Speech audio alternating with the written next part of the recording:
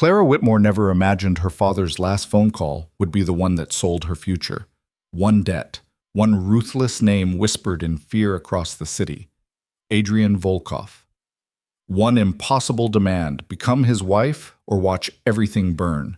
No courtship, no choice, just a contract signed in silence and a wedding that felt more like a funeral. She thought marriage meant partnership, maybe even love. Instead, she got a mansion that gleamed like a jewel, and a husband who looked at her like she didn't exist. Some prisons have golden bars. Hers had a wedding ring. If you're hooked, stay with me until the end. Hit that like button and comment your city so I can see how far Clara's story travels.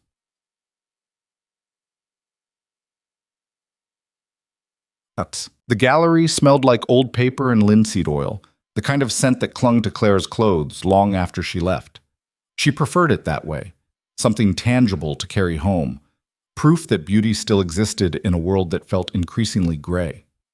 Her latest commission, a series of botanical illustrations for a natural history museum, spread across her drafting table in delicate graphite and watercolor. Foxglove, belladonna, oleander, beautiful poisonous things. She was adding the final veins to a deadly nightshade leaf when her phone rang. The number was unfamiliar, but the area code was local. Clara almost let it go to voicemail. Creditors had been circling for months, ever since her father's medical bills had mounted into something obscene. But something made her answer. Clara Whitmore? Speaking. This is Harbor View Memorial. I'm calling about your father, Richard Whitmore. I'm afraid there's been a complication. The pencil slipped from Clara's fingers. 20 minutes later, she was running through hospital corridors that smelled like antiseptic and desperation, her portfolio bag banging against her hip. The nurse who'd called had been vague on details. Complication could mean anything. But Clara knew her father's heart had been failing for 2 years. Every phone call felt like it might be the last. She found him in ICU, looking smaller than she remembered, grayer. The machines around him beeped in rhythm with her racing pulse. Dad? She took his hand, careful of the IV line. I'm here. Richard Whitmore's eyes opened slowly, struggling to focus. When they finally found her face, something like relief flickered there, followed immediately by something worse. Fear. Clara. His voice was barely a whisper. I'm sorry. Don't talk like that. You're going to be fine. No. His grip tightened with surprising strength. Listen, there's something I need to tell you, something I should have told you months ago. A cold feeling began to spread through Clara's chest. I borrowed money, Richard said. A lot of money.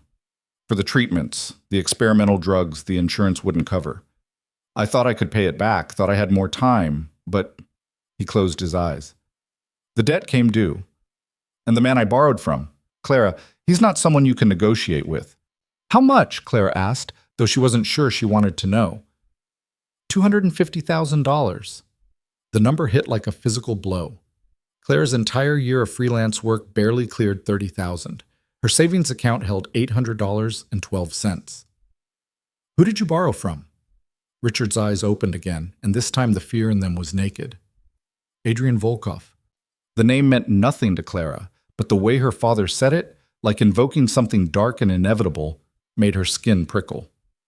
He came to see me this morning, Richard continued, words tumbling out in a rush now, as if he was racing against time. Made me an offer, a way to clear the debt completely. Clara's throat went dry. What kind of offer? He wants you to marry him. For a moment, Clara was certain she'd misheard. The machines beeped. A cart rattled past in the hallway. The fluorescent lights hummed overhead, normal sounds in a moment that had suddenly become surreal. That's insane, she finally managed. He can't just... People don't... He can, Richard interrupted. And he will. Clara, you don't understand who Adrian Volkov is. He owns half this city, real estate, shipping, casinos. And the half he doesn't own legally... He trailed off, but the implication was clear. He's not a man who hears the word no. So we'll go to the police. With what evidence? Everything was done properly. Contract, terms, interest rates, all legal on paper. Richard's laugh was bitter. That's how men like Volkov work. They make their devil's bargains look like legitimate business. Clara pulled her hand away, stood up, paced to the window. Outside, the city sprawled in all directions, lights beginning to twinkle as evening fell. Somewhere out there was this Adrian Volkov, a man who apparently thought he could buy a wife like he'd buy a car. "I won't do it," she said. "He can't force me to marry him." "No," Richard agreed quietly, "but he can take everything else. The house, it's been used as collateral. Your mother's jewelry, the one thing she left you. He has legal claim to all of it now." He paused, and he made it clear that if you refuse, the debt doesn't disappear. It transfers. To you. Clara turned. "What?" "I listed you as next of kin on the loan documents. I didn't think. I never imagined." Richard's voice broke. "I've destroyed your life trying to save mine. I'm so sorry, Clara." The room felt too small, the walls closing in. Clara pressed her forehead against the cool glass of the window, trying to breathe, trying to think. $250,000. She could work for 10 years and never pay off that kind of debt. Every penny she earned would go to a man she'd never met, a stranger who'd decided she was worth purchasing. "What did you tell him?" she asked. "That I needed to talk to you first. He gave me 48 hours. Richard's voice was fading now, exhaustion pulling him back under. "Clara, I won't force you. If you want to refuse, I'll understand. We'll find another way. Somehow." But they both knew there was no other way. There was only the choice between bad and worse. Clara left the hospital as the sun set, painting the sky in shades of blood orange and bruised purple. She drove home on autopilot, her mind stuck in a loop of impossible thoughts. Marriage. To a stranger. A man whose name her father had spoken like a curse. Her apartment felt too quiet when she let herself in. The plants she'd been sketching all week sat on the windowsill, perfect and poisonous. She'd researched them meticulously, learned every detail of how they lured in their victims with beauty before delivering death. Was that what this was? A beautiful trap? She didn't sleep that night. Instead, she sat at her laptop and typed Adrian Volkov into the search bar. The results were extensive and carefully curated. Adrian Volkov, CEO of Volkov Enterprises. Adrian Volkov breaks ground on new waterfront development. Adrian Volkov donates $2 million to Children's Hospital. Society page photos showed a man in expensive suits at charity galas, always surrounded by important people, always with the same expression: controlled, distant, untouchable. But it was the photos themselves that stopped Clara's breath. He was beautiful in the way a knife was beautiful. Sharp. Dangerous. Impossible to look away from. Dark hair swept back from a face all angles and shadows. Eyes the color of winter ice. A mouth that looked like it had forgotten how to smile. There was nothing warm in those pictures. Nothing soft. Just money and power wrapped in a beautiful, terrifying package. Clara slammed the laptop shut and walked to her window. The city glittered below, millions of lights representing millions of lives. Normal lives. People who would wake up tomorrow and make breakfast, go to work, complain about traffic, plan their futures. Simple things Clara had taken for granted until tonight. Her phone buzzed. Unknown number. Her hand shook as she answered. "Miss Whitmore." The voice was male, smooth, and absolutely certain. Not a question, a statement. "My name is Adrian Volkov." Clara's grip tightened on the phone. "I know who you are." "Then you know why I'm calling. Your father told you about our arrangement." "Your arrangement," Clara corrected, anger bleeding through fear. "I wasn't consulted." "You're being consulted now. I need an answer." "You need—" She laughed, the sound sharp and slightly unhinged. "You need? What about what I need? What about the fact that you can't just buy a person?" "I'm not buying you, Miss Whitmore. I'm offering you a solution to an impossible problem. Your father's debt is real, legal, and absolutely enforceable. You can marry me and it disappears, or you can refuse and spend the next decade drowning in it." His tone never changed, calm, factual, as if discussing a business merger. "I'm not a monster. I'm a businessman making a practical proposal." "Practical." Clara's voice shook. "You think marriage is practical?" "This kind is. No love, no expectations beyond appearances. You'll live in comfort, want for nothing, and in exchange, you'll play the role of my wife at necessary functions. That's all." "That's all?" Clara repeated numbly. And what happens if I say no? I already told you. The debt stands. I'll collect every penny, Miss Whitmore. I always collect what I'm owed. There was no threat in his voice. He didn't need to threaten. The facts spoke for themselves. I need time to think. You have until tomorrow evening. I'll send a car for you at 7. We'll discuss the details then. He paused. I should mention, I've already had your father transferred to a private suite with the best cardiac team in the state. Experimental treatment, fully covered. He'll recover, Miss Whitmore. Whatever you decide, I keep my word on that. The line went dead before Clara could respond. She stood there in the dark, phone still pressed to her ear, and felt the trap snap shut around her. The car arrived exactly at 7, a sleek black Mercedes with windows tinted dark enough to hide secrets. The driver was professional and silent, holding the door without meeting her eyes. Clara climbed in wearing the only dress she owned that felt appropriate for meeting a man who owned half the city. Simple black, hem hitting just below her knees, the kind of thing you wore to funerals. The thought made her slightly nauseous. They drove through the city as night fell, leaving behind Clara's modest neighborhood for streets that grew progressively wider, quieter, more expensive. Trees lined the roads here, old growth that cost more to maintain than most people's yearly salary. Gates appeared, then walls, then estates that looked like they belonged in European countryside rather than urban sprawl. The car turned through wrought iron gates that opened automatically, swept up a drive bordered by manicured gardens, and stopped in front of a house that redefined Clara's understanding of wealth. Mansion didn't do it justice. It was all clean lines and enormous windows, modern architecture that managed to look both stark and stunning. Light spilled from those windows, warm against the cooling night, but somehow it didn't make the place feel welcoming. It felt like a museum. Beautiful, untouchable, cold. Miss Whitmore? A woman appeared at the front door, early 50s, hair pulled back in a severe bun, wearing a uniform that screamed professional staff. Mr. Volkov is expecting you. This way, please.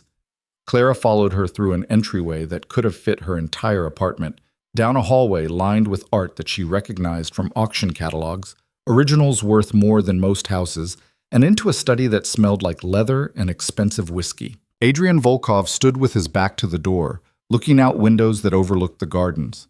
Even from behind, he commanded the space. Tall, broad-shouldered, perfectly still, like a predator waiting. Thank you, Mrs. Chen, he said without turning. That will be all. The door clicked shut behind Clara, and suddenly the room felt smaller. He turned then, and Clara's breath caught despite herself. The photos hadn't done him justice, or maybe they'd done him too much justice, because nothing could have prepared her for the reality of Adrian Volkov in person. He was devastating. That was the only word for it. Sharp cheekbones and a jaw that could cut glass, dark hair that looked like he'd been running his hands through it, and those eyes, pale gray, cold as winter frost, fixed on her with an intensity that made her feel simultaneously seen and dissected. Miss Whitmore. He moved toward her with the kind of controlled grace that came from absolute confidence, extended a hand. Thank you for coming. Clara stared at his hand for a moment before taking it. His grip was firm, warm, and over almost before it began. Did I have a choice? She asked. Something that might have been amusement flickered in those cold eyes. There's always a choice.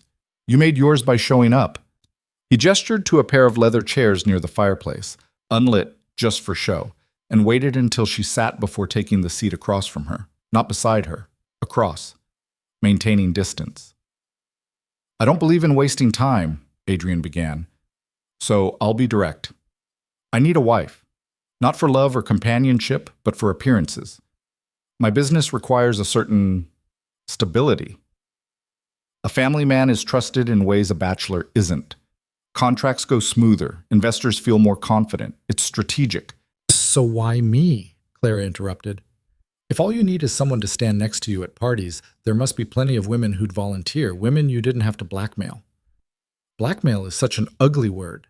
Adrian's expression didn't change. And those women would have expectations, emotions, complications. You, on the other hand, have every reason to keep things simple. You don't want this marriage any more than I want the complications of a real one. That makes you perfect. Clara felt something cold settle in her stomach. You want someone who won't bother you. I want someone who understands the terms. This is a business arrangement. You fulfill your role, attend events, look happy, play the devoted wife in public, and in return, your father's debt disappears. You live here, comfortably, wanting for nothing. When enough time has passed and the business advantages have been secured, we divorce quietly. You walk away with a generous settlement. He made it sound so reasonable, so clean, like he was offering her a job, not a life. How long? Clara asked. 2 years? 3 at most. And in private? When there's no one watching? In private, we live separate lives.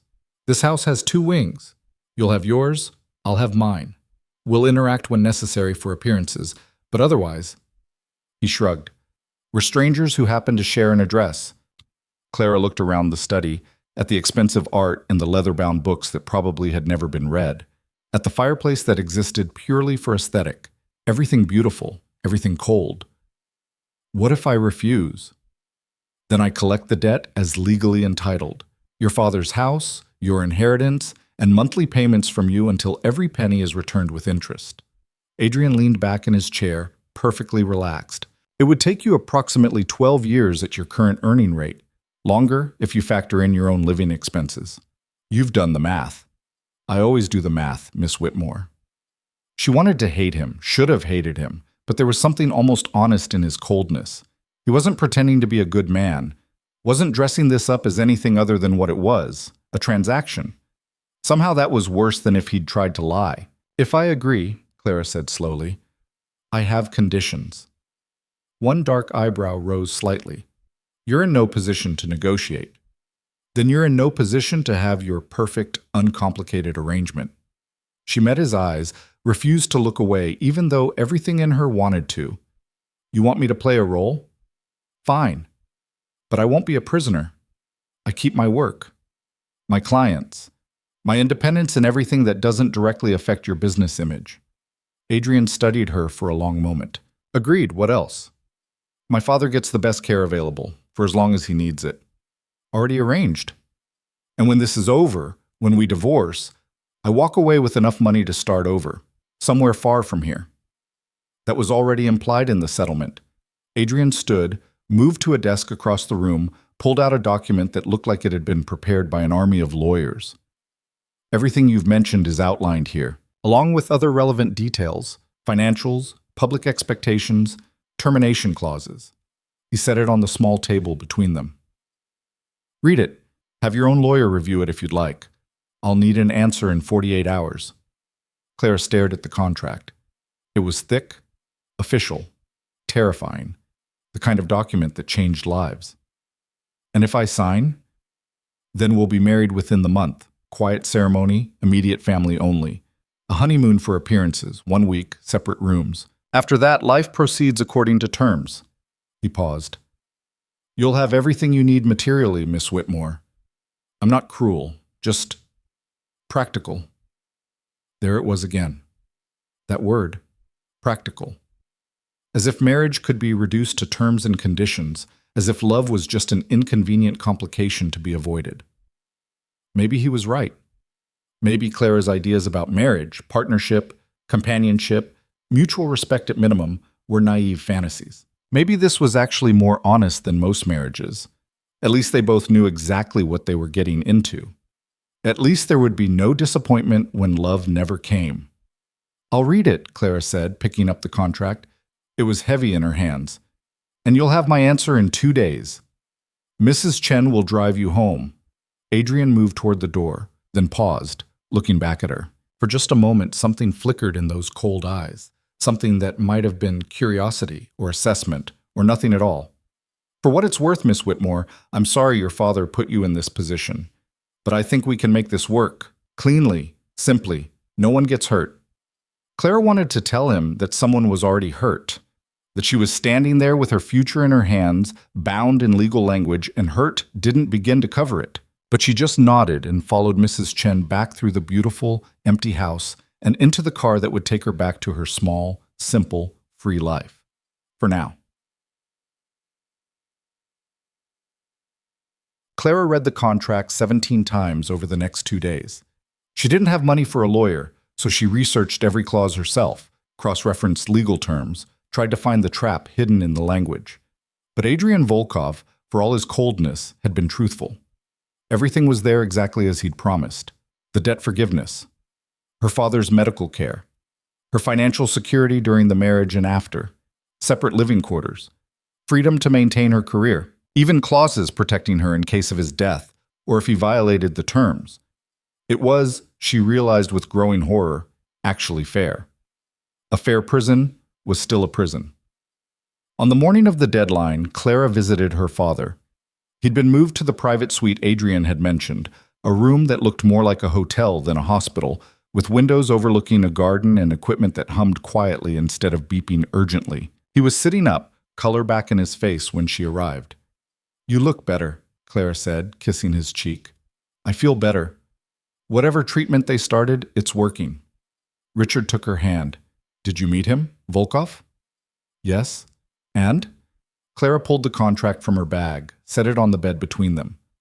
"It's everything he promised. Fair terms. Clean exit after a few years.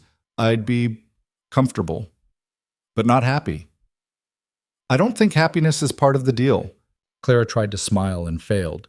"He wants a wife who won't bother him. I want my father to live and my future to not be buried in debt. It's practical." Richard's eyes filled with tears. "I never wanted this for you, sweetheart. You deserve love. Real love. The kind your mother and I had." Clara thought about her mother, dead 5 years now from the same heart condition, slowly killing her father. She thought about the love her parents had shared. Genuine, deep, built on years of friendship and understanding. The kind of love that made her father still talk to her mother's photo every night. She'd wanted that once, believed in it, but maybe belief was a luxury she couldn't afford anymore. "Maybe this is better," she said quietly. "No expectations means no disappointments. No love means no loss." "Oh, Clara." Richard pulled her into a hug. "That's not better. That's just safer. And safe isn't the same as living." But safe was all Clara had left to choose.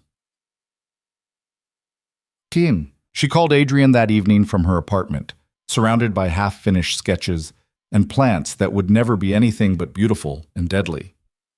"Mr. Volkov? It's Clara Whitmore." "I know." There was no surprise in his voice. He'd been expecting this call, probably knew what she'd say before she said it. "Your answer?" Clara looked around her apartment, small, cluttered, hers. After today, it wouldn't be home anymore. After today, home would be a wing of a mansion where she lived like a ghost. "Yes," she said. "I'll marry you." Good. If he felt anything about her agreement, satisfaction, relief, anything, it didn't show in his tone. "I'll have Mrs. Chen contact you tomorrow with details. The wedding will be 2 weeks from Saturday. Small ceremony, immediate family only as discussed. My father will need help getting there. Already arranged. Medical transport, full support staff. He'll be comfortable." Adrian paused. "Welcome to the arrangement, Miss Whitmore. I think you'll find I'm a man of my word." "That's what I'm counting on," Clara said. "Because if he was a man of his word, then in 2 or 3 years she'd be free. Free of the debt, free of the marriage, free of Adrian Volkov and his cold eyes and his practical proposals. She just had to survive until then." The line went dead, and Clara sat in the silence of her apartment, her last night of freedom, and wondered if she'd just made the best decision of her life or the worst. Probably both. The next 2 weeks passed in a blur of arrangements that Clara barely participated in. Mrs. Chen handled everything with quiet efficiency. Dress selection, simple, elegant, expensive enough to look appropriate. Venue booking, a private estate owned by the Volkov family. Catering, flowers, photographer. Everything a wedding should have, minus the one thing that actually mattered. Clara showed up for fittings and menu tastings like an actress learning her role. Smile here, nod there. Pretend this was a choice made from love instead of necessity. The dress was beautiful, she had to admit. Simple ivory silk that draped elegantly, no train, no veil. Not a princess costume, but something a woman would actually choose to wear. Clara wondered if Adrian had selected it, or if Mrs. Chen just had excellent taste. Either way, she'd looked the part. The happy bride. The woman who'd chosen this. Her father was the only wedding guest on her side. Adrian's family consisted of an aunt who looked like she'd never smiled in her life, and a business partner who spent the whole ceremony checking his phone. The ceremony itself lasted 12 minutes. An officiant, hired for the occasion, stood in a garden gazebo wrapped in white roses and spoke words about love and commitment that rang hollow in the perfectly manicured space. Clara said, "I do," and felt like a liar. Adrian said, "I do," and sounded like he was signing a contract, which essentially he was. The kiss was brief, perfunctory, his lips touching hers for exactly the amount of time that looked appropriate for photos. There was nothing there, no heat, no emotion, no spark, just two strangers playing parts. If this was what her life would be like, Clara thought as Adrian's hand rested briefly on her waist for the photographer, she could survive it. She'd survived worse. The reception was small, mercifully brief. Champagne and cake, and her father trying so hard to look happy for her that it broke Clara's heart. Adrian played his role perfectly, attentive enough to look believable, distant enough to maintain the boundary he'd established. By 10 o'clock, it was over. "Ready?" Adrian asked, his hand light on her elbow as the last guest departed. "Ready for what?" Clara almost asked. Then remembered. Tonight, she moved into the mansion, into her new life. "Yes," she said, because what else was there to say? The drive back to what was now supposed to be home felt longer than Clara remembered. Adrian sat beside her in the back of the car, checking emails on his phone, completely absorbed, not even pretending to make conversation now that the performance was over. This is what it will be like, Clara reminded herself. This distance, this silence, this careful avoidance of anything real. She could live with that. She would live with that. The mansion loomed against the night sky, all lit windows and cold beauty. Mrs. Chen met them at the door, still professional at this late hour, and led Clara through hallways she half remembered from her first visit. "Your wing is this way," Mrs. Chen explained, turning down a corridor Clara hadn't seen before. "Mr. Volkov's quarters are in the opposite wing. You'll have privacy here." The rooms were stunning. A bedroom larger than Clara's entire old apartment, decorated in soft grays and whites, floor-to-ceiling windows overlooking the gardens. An ensuite bathroom with a tub that could fit 3 people. A walk-in closet already filled with clothes in her size. How had they known? And a small study perfect for her work. A gilded cage, Clara thought, but still a cage. "Your belongings arrived this afternoon," Mrs. Chen said. "I had them placed in the study. I wasn't sure where you'd prefer your art supplies." Clara's throat tightened. Her art supplies. The plants she'd been sketching. The few personal items that made up her entire life. All boxed up and delivered like she was moving into a hotel. "Thank you," she managed. Mrs. Chen nodded. "Breakfast is at 7 if you'd like to join Mr. Volkov, though he typically eats in his study. Kitchen is always available if you prefer something different. Staff quarters are—" "I don't need a tour," Clara interrupted gently. "I'll figure it out." Another nod. "Of course. Good night, Mrs. Volkov." Mrs. Volkov. The name felt like a stone in Clara's chest. When she was finally alone, Clara unpacked her things slowly, trying to make this enormous, beautiful space feel like something other than a prison. Her sketches went on the desk. Her mother's jewelry box, one of the few things she'd saved from her childhood, on the nightstand. Her worn sketchbooks lined up on a shelf. It didn't help. The room still felt like it belonged to someone else. Clara changed into pajamas, her own, not one of the silk nightgowns she'd found in the closet, and climbed into a bed large enough to feel lost in. The sheets were soft, expensive, perfect. She'd never felt more alone. Somewhere in the opposite wing, Adrian was probably already asleep, or working, or doing whatever Adrian Volkov did when he wasn't playing the role of dutiful husband. It didn't matter. They were married in name only, strangers sharing an address, 2 people who'd made a practical arrangement. No expectations, no disappointments, no love, no loss.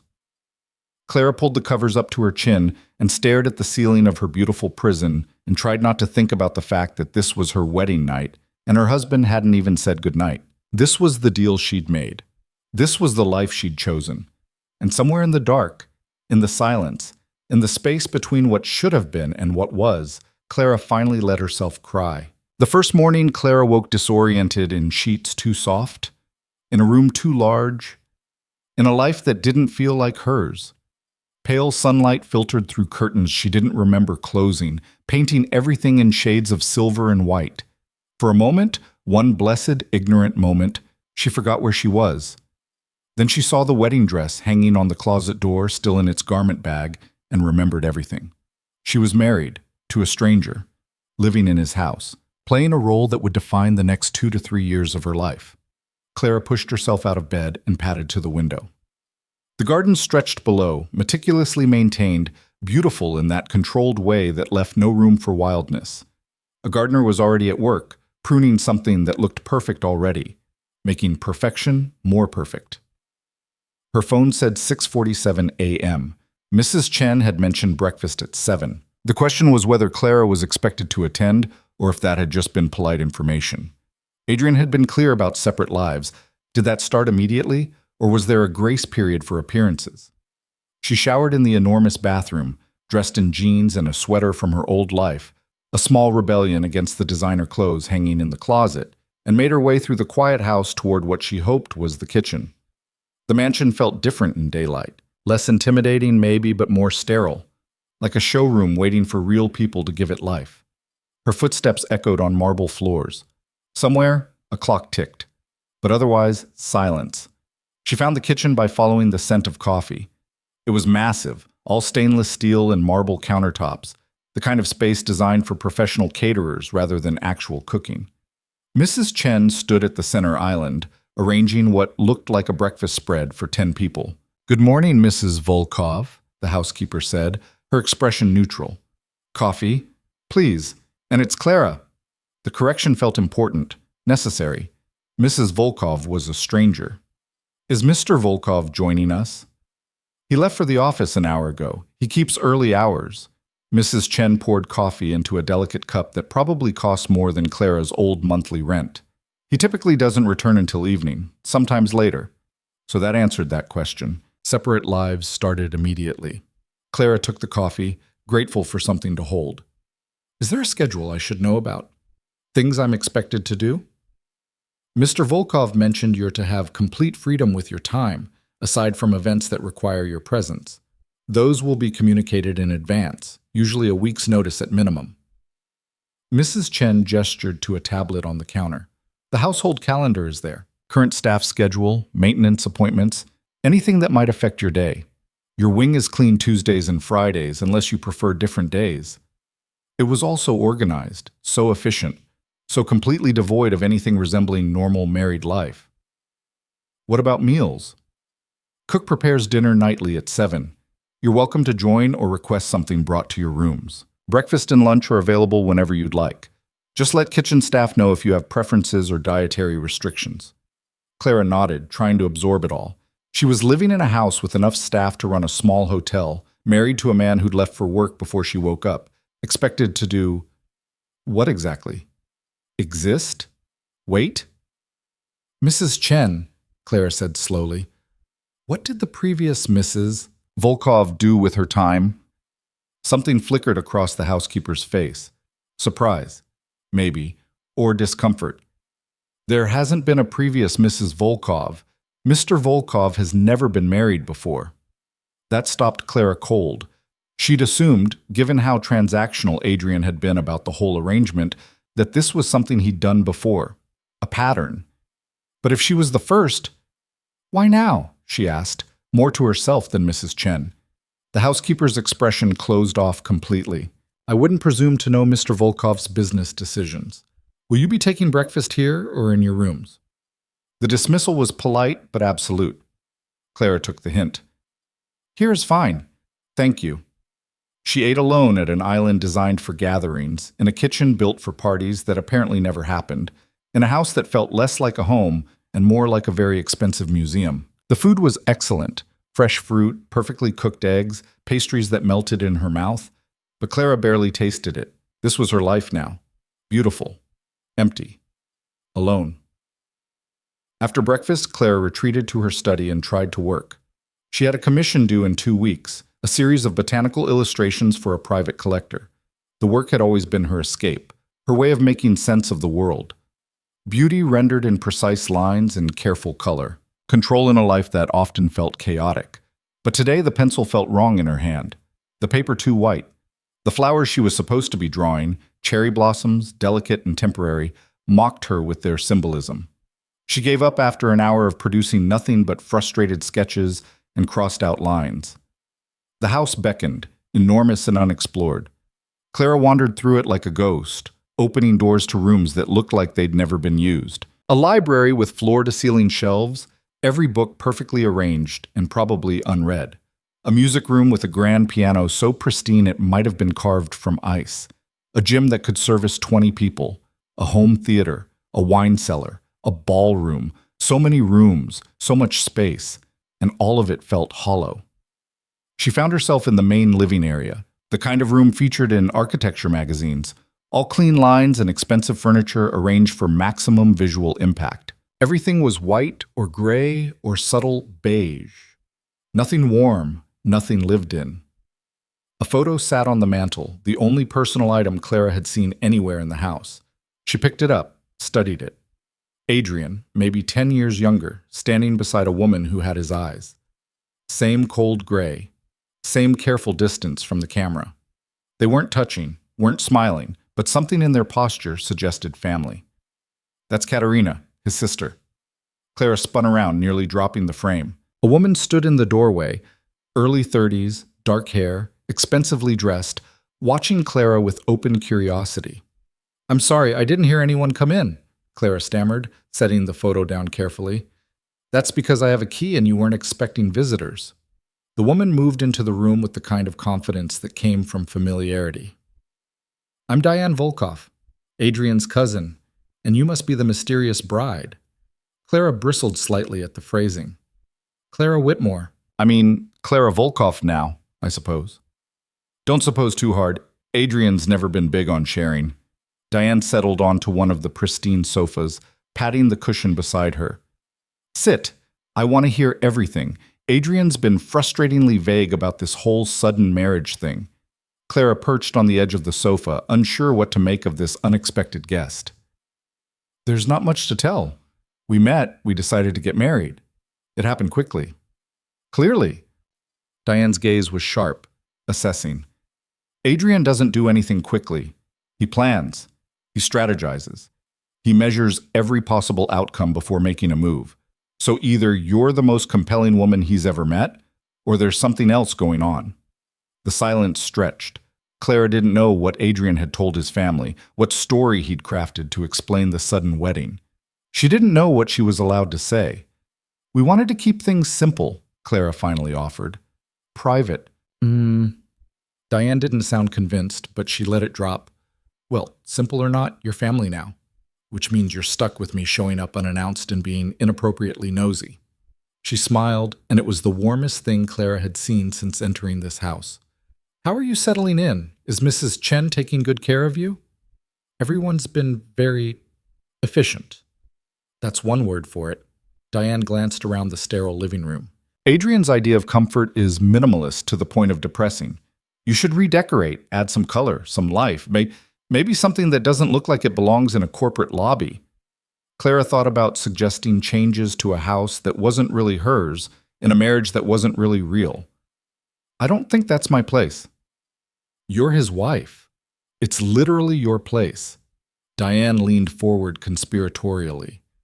"Between you and me, Adrian needs someone to shake things up around here. He's been in control for so long, I think he's forgotten how to actually live. Everything's business, strategy, calculated moves. Maybe you'll be good for him." The words settled uncomfortably. Clara wasn't here to be good for Adrian. She was here to fulfill a contract, to play a role, to survive 2 or 3 years and then escape. "I don't think Adrian wants things shaken up," Clara said carefully. "Probably not, but that doesn't mean he doesn't need it." Diane stood, pulling car keys from her designer purse. "I have to run. Client meeting in an hour. But lunch next week? I'll show you the city, introduce you to people, help you navigate the whole society wife thing, unless you already know how to handle tedious charity luncheons and passive-aggressive rich women." "I definitely don't know how to handle that." "Perfect. Then you need me." Diane scribbled something on a business card and handed it to Clara. "My number. Text me your schedule and we'll set something up. And Clara, She paused at the door. Don't let Adrian's walls scare you off. He's not as cold as he pretends to be. He just doesn't remember how to be anything else. Then she was gone, leaving Clara alone in the sterile living room with a business card and more questions than answers. The days developed a rhythm. Adrian left before Clara woke and returned after she'd retreated to her wing. They existed in the same house like planets in separate orbits, never quite colliding. Clara worked on her commissions, explored the city, learned to navigate a life that felt simultaneously luxurious and suffocating. Mrs. Chen communicated the few times Adrian required Clara's presence, a business dinner here, a charity gala there. Clara would dress in the expensive clothes that kept appearing in her closet, meet Adrian at the appropriate time, and play the role of devoted newlywed. He was always polite, always attentive in public, his hand warm on her back, his smile almost convincing. Then they'd return home, and he'd disappear into his wing without a word. The performance over. The distance restored. 3 weeks into the marriage, Clara sat at the dinner table alone again, picking at food she didn't want, when Mrs. Chen appeared. Mr. Volkov asked that you join him in his study when you've finished your meal. Clara's fork paused halfway to her mouth. In 3 weeks, Adrian had never requested her presence outside of scheduled public appearances. Did he say why? No, ma'am, just that it's important. Important. The word carried weight in this house, where everything operated on careful protocol and established patterns. Clara abandoned her dinner and made her way through the house to Adrian's wing, territory she'd carefully avoided until now. His study door stood open, warm light spilling into the hallway. Clara paused at the threshold, suddenly nervous. This was his space, his sanctuary, and she was about to invade it. Come in, Adrian's voice called before she could knock. The study was exactly what she'd expected. Dark wood, leather furniture, shelves lined with legal texts and business journals. Adrian sat behind a massive desk, still wearing his suit from work, tie loosened slightly. He looked tired, she realized, shadows under his eyes that hadn't been there at the wedding. You wanted to see me? Clara stayed near the door, uncertain. We have an event Friday night, major one. Adrian gestured to the chair across from his desk. Sit. We need to discuss details. Clara sat, hands folded in her lap like a student called to the principal's office. It's the annual Riverside Foundation Gala, Adrian continued, pulling up something on his computer. 500 guests, extensive media coverage, most of the city's business and political elite will be expected to make an entrance, stay for the duration, participate in the auction. That sounds intense. It is. It's also the first major public appearance since our wedding. People will be watching, judging, looking for cracks. His gray eyes fixed on her with that unnerving intensity. We need to be convincing. I thought we'd been convincing at the other events. Those were warm-ups, small dinners, intimate gatherings. This is different. This is where reputations are built or destroyed, where the right impression can secure million-dollar deals or tank them. He paused. I need you to understand what's at stake. Clara felt something defensive rise in her chest. I've played my part at every event. Smiled, made conversation, acted appropriately. What more do you want? I want you to look happy. Not just polite, not just appropriate. Happy. Like you chose this, like we're... He stopped, seemed to struggle with the word. Real. The irony wasn't lost on Clara. He wanted her to fake an emotion he'd specifically designed their arrangement to exclude. That's a lot to ask from someone who barely sees her husband. The words came out sharper than intended. Adrian's expression didn't change, but something flickered in his eyes, surprise maybe, that she'd pushed back. You're right, he said after a moment. The distance has been strategic. I thought it would make things easier, cleaner. It makes things lonely. Silence filled the space between them. Clara hadn't meant to say that, hadn't meant to show that particular vulnerability, but it was true. The house was enormous and empty, and she was more alone now than she'd ever been in her small apartment with its thin walls and noisy neighbors. I apologize, Adrian said finally. That wasn't my intention. Wasn't it? You said yourself you wanted someone who wouldn't bother you, someone who'd stay out of your way. I'm doing exactly what you asked. I know. He stood, moved to the window, his back to her. And it's exactly what I thought I wanted. But apparently, what works in theory doesn't always translate to practice. Clara waited, sensing there was more. People are starting to comment, Adrian continued. Not publicly, but in those careful ways that matter in business. Questions about why we're never seen together outside required events. Why you look like you'd rather be anywhere else. Why I seem... He trailed off. Seem what? Indifferent. He turned to face her. Indifference doesn't play well at these things. It makes people nervous. Makes them think the marriage is already failing, which makes them wonder about stability, which makes them hesitant about contracts and investments. So that's what this was about. Not loneliness or connection, but business. Always business. What do you want me to do, Adrian? Gaze at you adoringly? Laugh at jokes that aren't funny? Pretend we have some grand love story when we both know this is just a contract? I want you to try. His voice was quiet but firm. For one night, this gala. Give people something to believe in. Then afterward, we can go back to our separate lives if that's what you prefer. Clara stood, suddenly exhausted by the conversation, by the whole situation. Fine, I'll be the perfect devoted wife for your important gala. I'll smile and laugh and make everyone believe we're blissfully happy. But don't expect me to keep pretending when we're alone. She was halfway to the door when his voice stopped her. Clara, she turned. I know this isn't what you wanted, what you deserved. Adrian's expression was unreadable, that careful mask he always wore. But I'm trying, in my own way. I thought distance was kindness. Maybe I was wrong. Maybe you were, Clara agreed. Or maybe we're both just trying to survive something neither of us knows how to handle. She left before he could respond, her heart pounding harder than the conversation warranted. Something had shifted in that study. Some small crack in the perfect cold arrangement they'd constructed. Clara wasn't sure if that was dangerous or necessary. Maybe both. Friday arrived wrapped in anxiety and expensive fabric. The gown that had been delivered to Clara's room that morning was stunning. Deep emerald silk that brought out the green in her hazel eyes. Elegant without being ostentatious. Clearly chosen by someone with excellent taste and too much money. Clara stood before the mirror while a stylist Mrs. Chen had hired worked on her hair, transforming her usual simple ponytail into something sophisticated.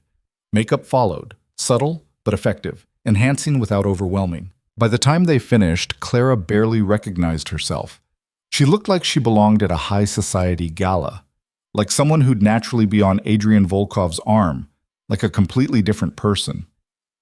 You look beautiful, Mrs. Volkov, the stylist said, packing up her supplies. Clara stared at her reflection. Beautiful. Polished. Perfect. Fake. A knock on her door interrupted her thoughts. Car leaves in 10 minutes, Mrs. Chen called. Right. Showtime. Adrian was waiting in the foyer when Clara descended the stairs, and for just a moment, one brief, unguarded moment, something crossed his face when he saw her. Not quite surprise. Not quite appreciation. Something else entirely. Then the mask was back, and he was offering his arm like they'd rehearsed this 1,000 times. You look lovely, he said, and it sounded almost genuine. You clean up pretty well yourself, Claire replied, taking his arm. He was wearing a tuxedo that probably cost more than her old car, perfectly tailored to his frame. If Clara was being objective, which was difficult when her hand rested on his arm and she could feel the warmth of him through the fabric, Adrian Volkov was devastatingly attractive. Too bad his personality was ice.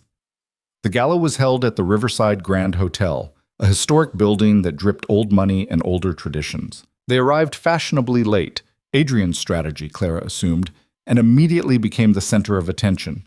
Cameras flashed, people turned to stare. Whispers followed them through the marble-floored lobby. Smile, Adrian murmured, his hand settling at the small of her back.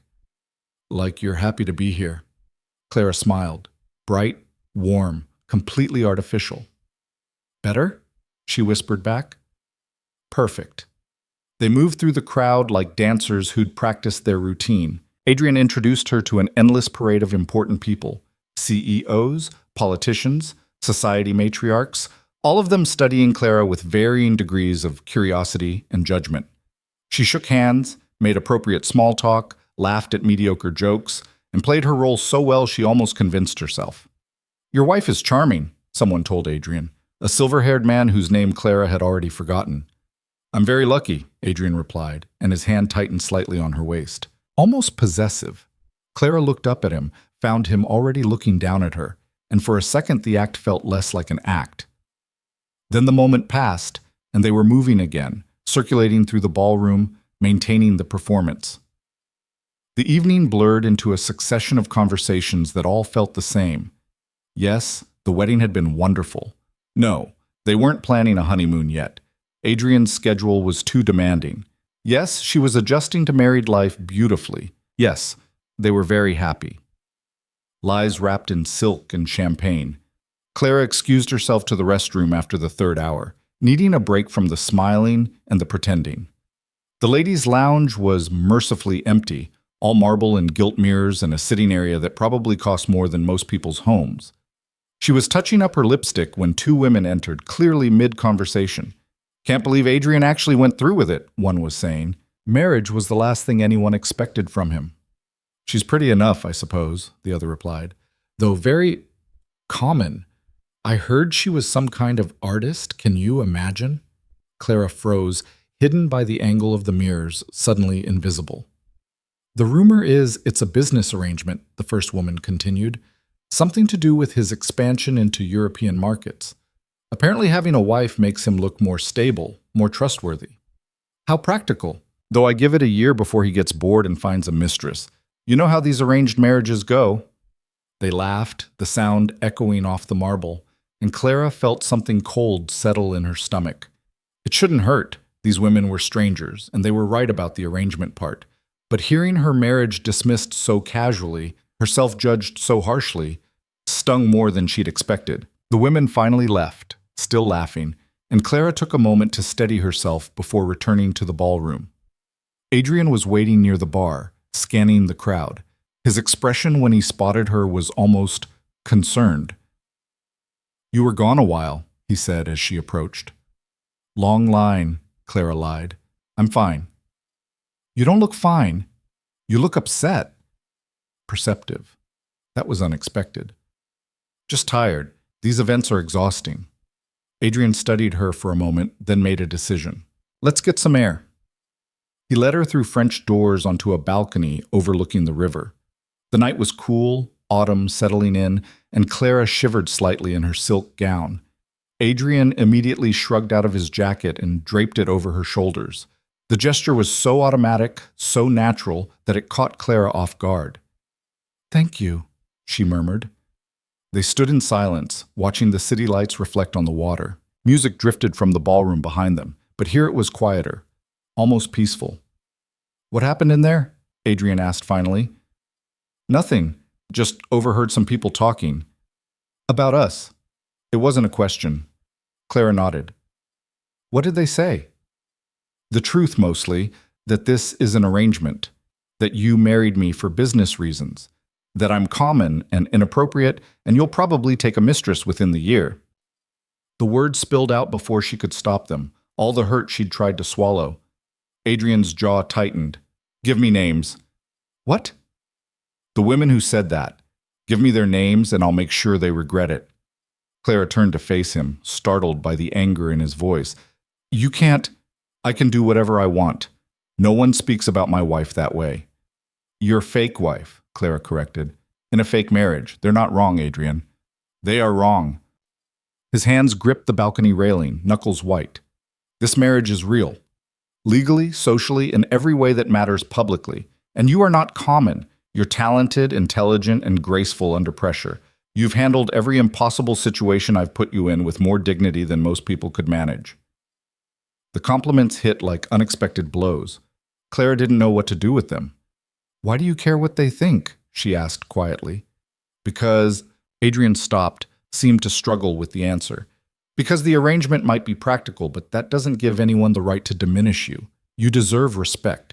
You've earned it. Something in Clara's chest loosened slightly. It wasn't love, wasn't even affection really, but it was more than she'd expected from him, more than indifference. Thank you, she said, for saying that. Adrian looked at her then, really looked at her, and Clara saw something shift in those gray eyes. like he was seeing her for the first time as an actual person rather than a role to be filled. "We should go back inside," he said finally. "The auction's starting soon, and we're expected to participate." Clara nodded, started to remove his jacket. "Keep it," Adrian said. "You're cold." They returned to the ballroom together, his jacket still draped over her shoulders, and somehow the gesture felt more intimate than any of their practiced public affection. The auction was exactly what Clara expected: obscene amounts of money thrown at luxury items and exclusive experiences. Adrian bid on and won a week at some villa in Tuscany that he'd probably never use. Clara tried not to think about how much money had just been spent on something so pointless. Midnight approached, and the crowd began to thin. Adrian guided Clara toward the exit, his hand once again at her back, both of them exhausted from maintaining the performance. The car ride home was quiet. Adrian checking emails on his phone, Clara staring out the window at the city sliding past. They'd survived the gala, convinced everyone they were believably happy. Mission accomplished.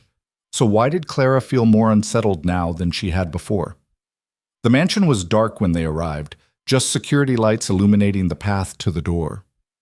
They walked inside together, footsteps echoing on marble, the late hour making everything feel dreamlike. They reached the point where the hallways diverged, one leading to Adrian's wing, one to Clara's, the natural parting point. "Good night," Clara said, starting toward her wing. "Clara." She turned. Adrian stood in the hallway, still in his tuxedo minus the jacket she was wearing, looking somehow more human than she'd ever seen him, tired, uncertain, almost vulnerable. "What you said earlier about being lonely," he began. "I didn't realize. I thought I was making things easier for both of us." "I know. Maybe we could try something different. Not constant interaction, but less avoidance. Occasional dinners, conversations that aren't about upcoming events, something resembling normal." Clara's heart did something complicated in her chest. This wasn't romance. It wasn't even friendship, really. But it was an olive branch. An acknowledgement that complete isolation wasn't working.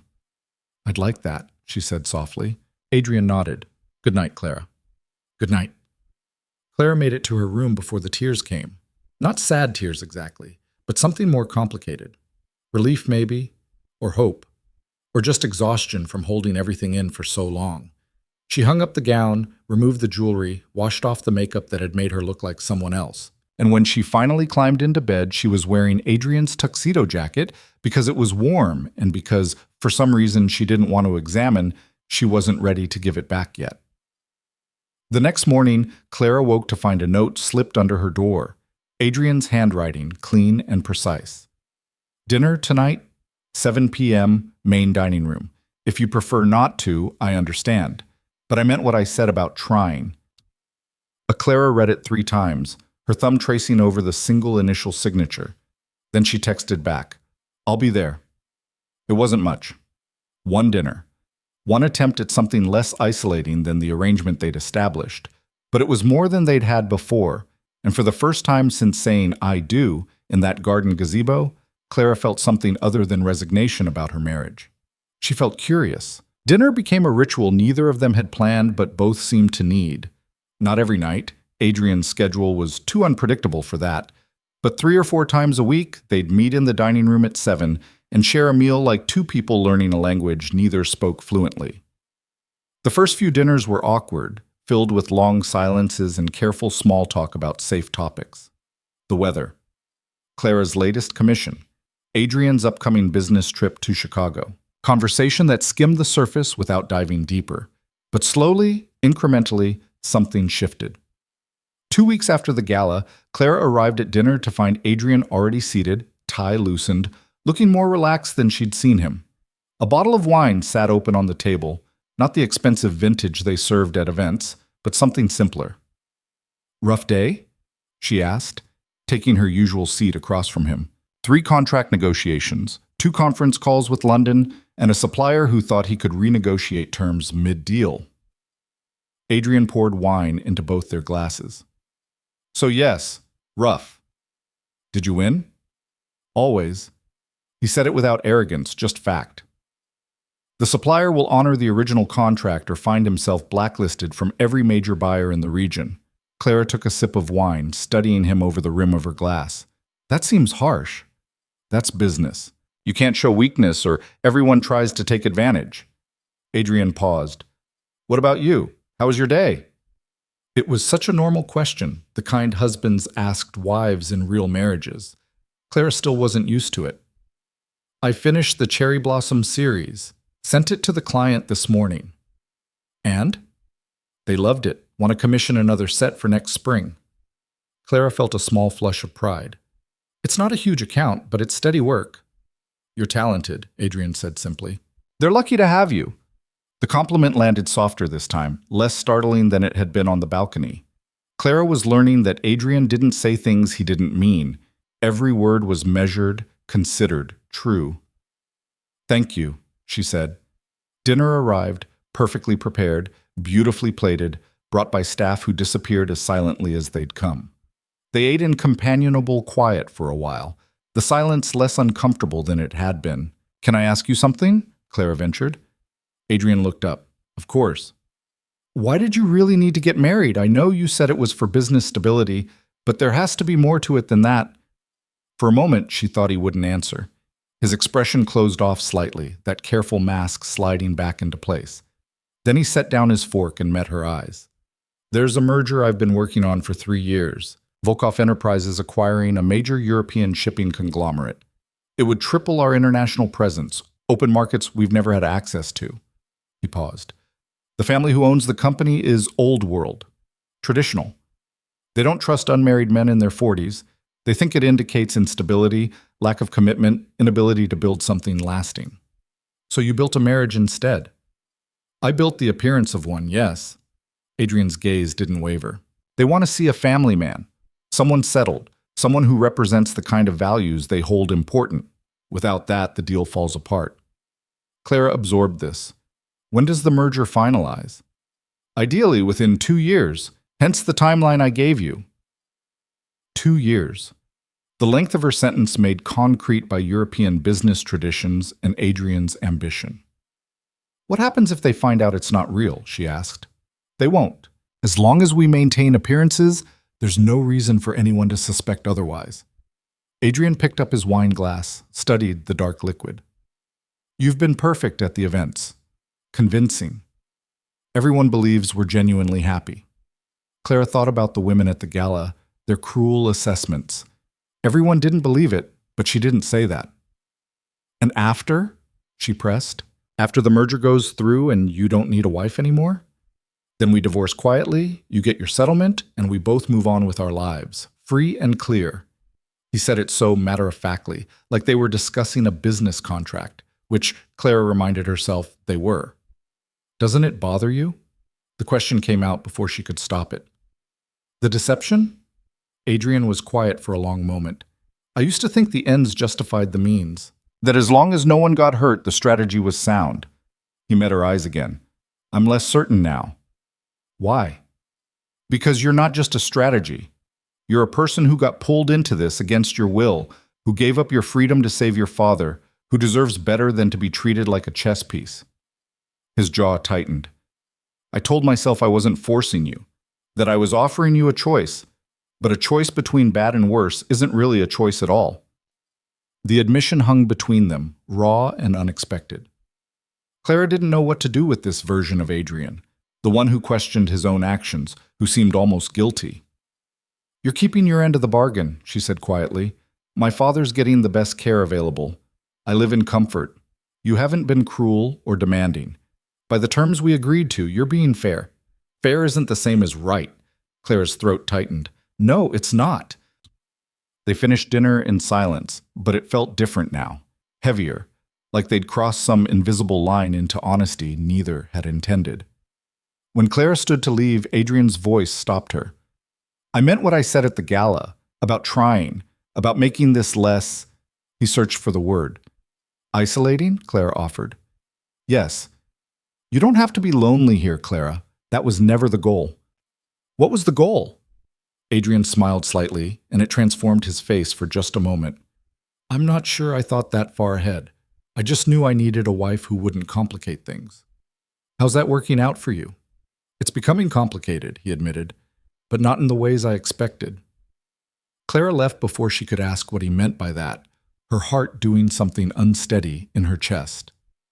The weeks that followed developed a pattern. Dinners became conversations, became something almost resembling friendship. Adrian started coming home earlier, joining Clara in the library some evenings to work while she sketched. They didn't always talk. Sometimes they existed in comfortable silence, two people sharing space without demanding anything from each other. Clara learned things about him in those quiet hours. That he was left-handed, but had been forced to write right-handed as a child. That he'd built his business empire from almost nothing after his parents died in a car accident when he was 23. That his sister Katerina, the woman in the photo, had passed away 5 years ago from cancer, and he'd never quite recovered from it. "She was the only family I had left," Adrian said one evening, his voice carefully neutral in that way that meant the emotion underneath was anything but. "After she died, I threw myself into work. It was easier than feeling." Clara looked up from her sketchbook. They were in the library, rain pattering against the windows, a fire crackling in the fireplace that was actually used now instead of sitting pristine and untouched. "I understand that," she said. "When my mother died, I buried myself in my art for months, drew the same flowers over and over until my hand cramped, anything to avoid the grief." "Did it work?" "Not really. The grief was still there, just postponed." Clara set down her pencil. "But I learned something. The pain doesn't disappear. It just becomes part of you, changes shape, becomes survivable." Adrian was quiet, staring into the fire. "Katerina would have liked you. She always said I needed someone who'd call me on my bullshit." "Do I do that?" "Constantly. It's refreshing." He smiled slightly. "She also would have torn apart this whole arrangement, told me I was being an idiot, that you can't contract your way into happiness." "She sounds wise." "She was, and I miss her every day." Adrian's hands tightened on the arms of his chair. "I think that's part of why I structured this marriage the way I did. No emotional investment means no loss. Can't grieve what you never let yourself care about." The confession settled between them like a physical thing. Clara understood then. The distance, the coldness, the careful boundaries. Adrian wasn't just protecting himself from complications. He was protecting himself from pain. "That's a lonely way to live," she said softly. "Yes," Adrian agreed. "It is." Something shifted in that moment. Some unspoken acknowledgement that they were both hiding from different things, both using this arrangement as a shield against vulnerabilities they weren't ready to face. Clara went to bed that night thinking about loneliness, about shields, about two people learning to be less alone together. It should have stayed simple, should have remained within the careful boundaries they'd established. But life, Clara was learning, rarely cooperated with plans. She realized something was wrong on a Tuesday morning, 3 months into the marriage. Nausea woke her before dawn, sending her stumbling to the bathroom. She blamed it on the rich dinner from the night before, took some antacid, and tried to go back to sleep. But it happened again Wednesday and Thursday. And by Friday, when the smell of coffee made her gag, Clara felt the first whisper of impossible suspicion. No, it couldn't be. They'd been so careful. That one night, the night that still lived in her memory in fragments of heat and unexpected connection, had been weeks ago. A moment of weakness when Adrian had come home late from a brutal negotiation, when Clara had still been awake reading in the library, when they'd shared too much wine and too much honesty, and somehow ended up tangled together in a way that shattered every boundary they'd constructed. They'd never spoken about it afterward. Adrian had returned to his wing before dawn, and by the next evening, they'd silently agreed to pretend it never happened. Back to separate lives. Back to the arrangement. Except bodies didn't care about arrangements. Clara bought 3 pregnancy tests on her way home from visiting her father, hands shaking as she paid cash like she was purchasing something illicit. She took them to her bathroom, locked the door even though Adrian never came to her wing uninvited, and waited. Positive. All 3. Clara sank to the floor, tests scattered around her, and tried to process what this meant. She was pregnant, with Adrian's child, in a marriage designed to end, in an arrangement that explicitly excluded the possibility of this exact scenario. The panic came first, sharp and overwhelming. Then the planning part of her brain kicked in. The part that had gotten her through her mother's death and her father's illness, and the impossible choice that led to this marriage. She couldn't raise a child here. Couldn't bring a baby into this cold, empty arrangement where love was forbidden and emotions were complications to be avoided. A child deserved more, deserved parents who wanted them, a home filled with warmth, a life built on something real. Clara had been surviving in this gilded cage, convincing herself she could make it 2 or 3 years. But a child changed everything.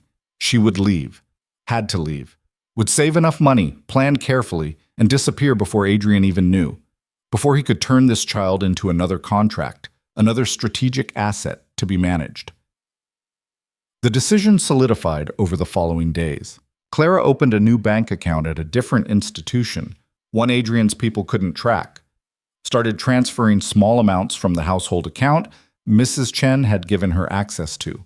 Nothing large enough to trigger attention, but enough to build an escape fund. Researched cities far from here, places where she could start over. She maintained the facade perfectly. Still showed up for dinners when Adrian was home. Still made appropriate conversation. Still played the role of dutiful wife at the 2 events they attended that week. But inside, she was planning her exit. 2 weeks after the positive tests, Clara had almost enough saved. Another month, maybe 2, and she could disappear cleanly. She'd leave a note, nothing cruel, but nothing that invited pursuit.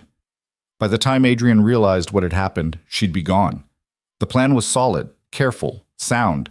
Then everything fell apart on a Wednesday night. Clara was in her study reviewing bus schedules to a city 1,200 miles away when she heard shouting from somewhere else in the house. Male voices, raised in anger, unusual in a place that ran on perfect quiet efficiency. She moved into the hallway, following the sound.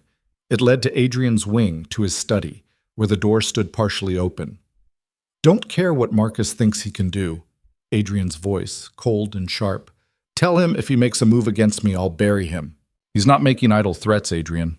Another man's voice, one Clara didn't recognize. "He's already contacted your European partners, spreading rumors about instability, about your marriage being a sham. Let him spread whatever he wants. I have documentation, proof, a wife who shows up when required and plays her part perfectly." That might not be enough. Marcus has connections. If he can cast enough doubt, convince the merger partners that your marriage is fraudulent, it's not fraudulent. It's legal, binding, and entirely legitimate. Clara's hand pressed against the wall, steadying herself. Someone was actively trying to destroy Adrian's merger, using their marriage as ammunition. "There's something else," the unknown man continued. "Marcus has hired someone, a professional. We've intercepted communications suggesting he's planning something more direct." More direct how? The kind of direct that eliminates problems permanently. The silence that followed felt heavy with implication. Clara's blood ran cold. "When?" Adrian's voice had gone quiet, dangerous. "We don't know. Soon. He's getting desperate, and desperate men do stupid things. Double security. I want eyes on everything. The house, the office, anywhere I go regularly. And Clara, make sure she's protected too." "Already done. I've had a team on her since we got the first hint of Marcus's plans." Clara stepped back from the door, mind racing.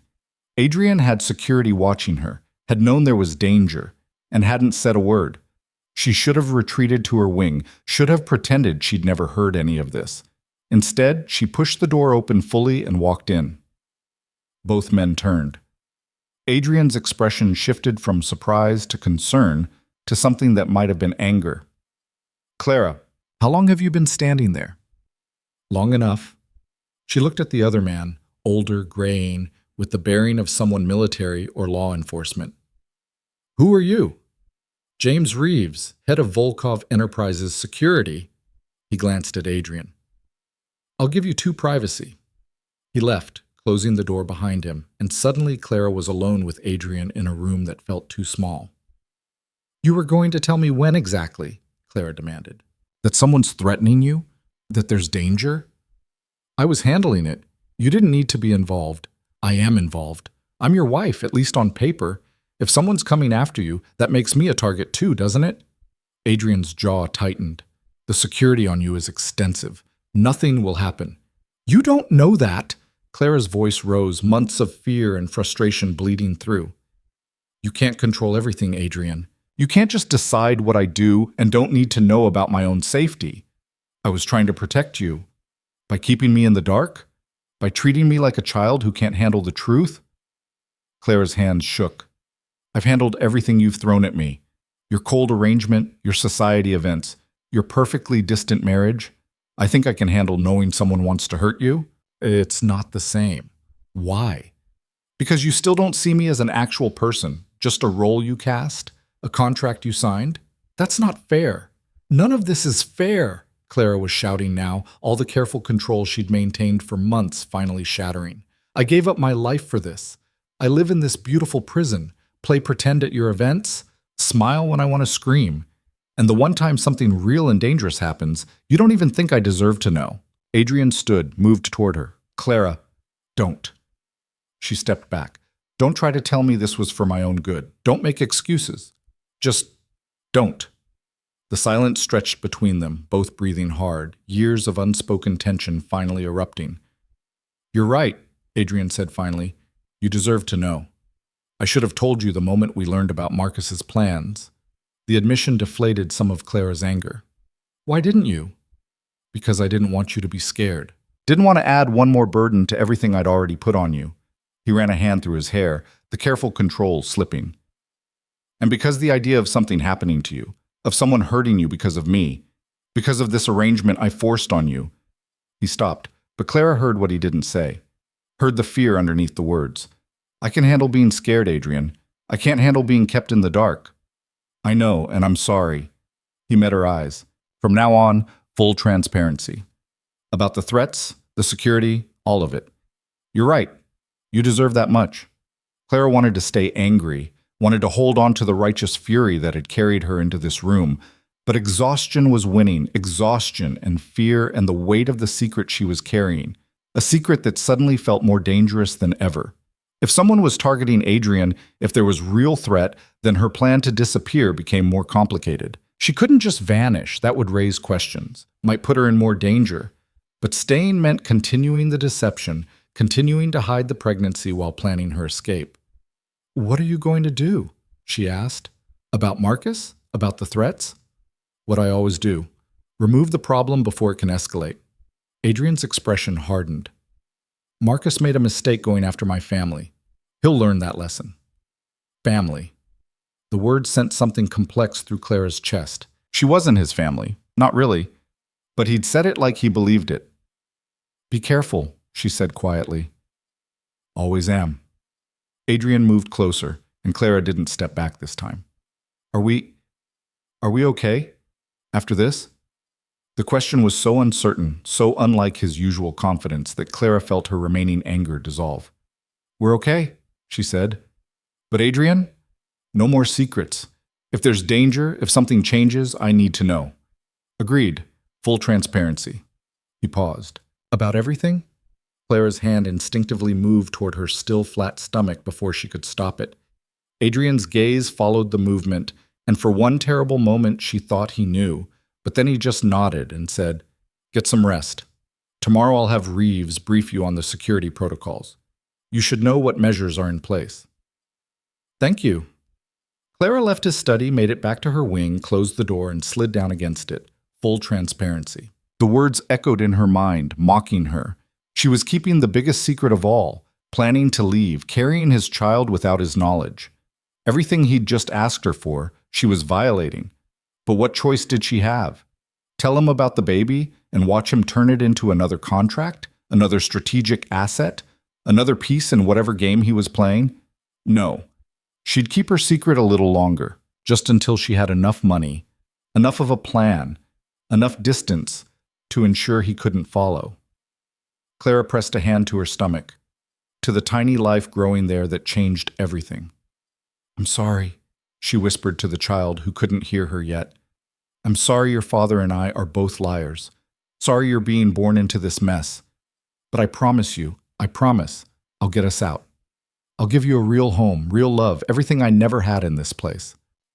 She stayed there on the floor for a long time, planning and plotting and trying not to think about the fact that the man down the hall, the man she was lying to, had just promised her complete honesty.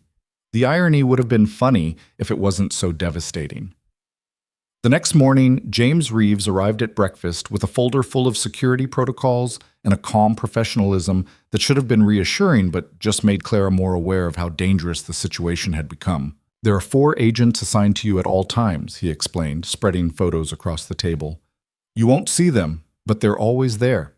When you leave the house, they follow. When you're home, they monitor the perimeter." Clara stared at the photos of serious-faced men and women she'd never noticed. 4 people watching me constantly? It's necessary. Marcus Dalton isn't subtle when he decides to make a move, and we have intelligence suggesting he sees you as leverage. Reeves's expression was grim. "Taking you would hurt Adrian more effectively than any business maneuver." The words settled like ice in Clara's stomach.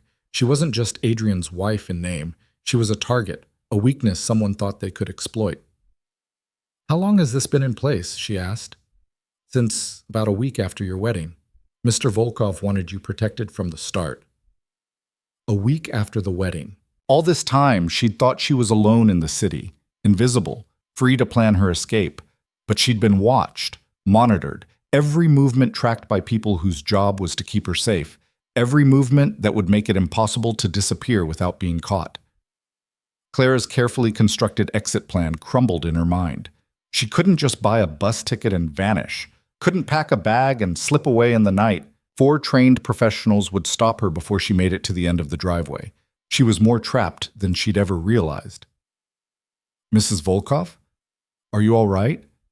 Reeves was watching her with concern. "Fine, just processing." Clara forced herself to focus. "What else do I need to know?" Reeves walked her through protocols, safe words, emergency contacts, what to do if she noticed anything suspicious. Clara absorbed it all mechanically, her mind spinning with the implications. When he finally left, Adrian appeared in the doorway of the dining room. "That was a lot of information," he said. "How are you holding up?" "I'm fine."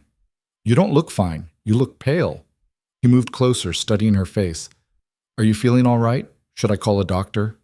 Clara's heart jumped. No, I'm just tired. I didn't sleep well." Adrian's expression softened slightly. "This is a lot to take in. The security, the threats. I know it's overwhelming." "I can handle it," Clara said, perhaps too sharply. "I know you can." Adrian pulled out a chair, sat across from her. "But you don't have to handle it alone. Whatever you need. More security, someone to talk to, anything. Just ask." The kindness in his voice, the genuine concern, made Clara want to scream. He was trying, actually trying to be a decent person, a decent husband, and she was lying to him with every breath. "Actually," she said slowly, "I do need something." "Name it."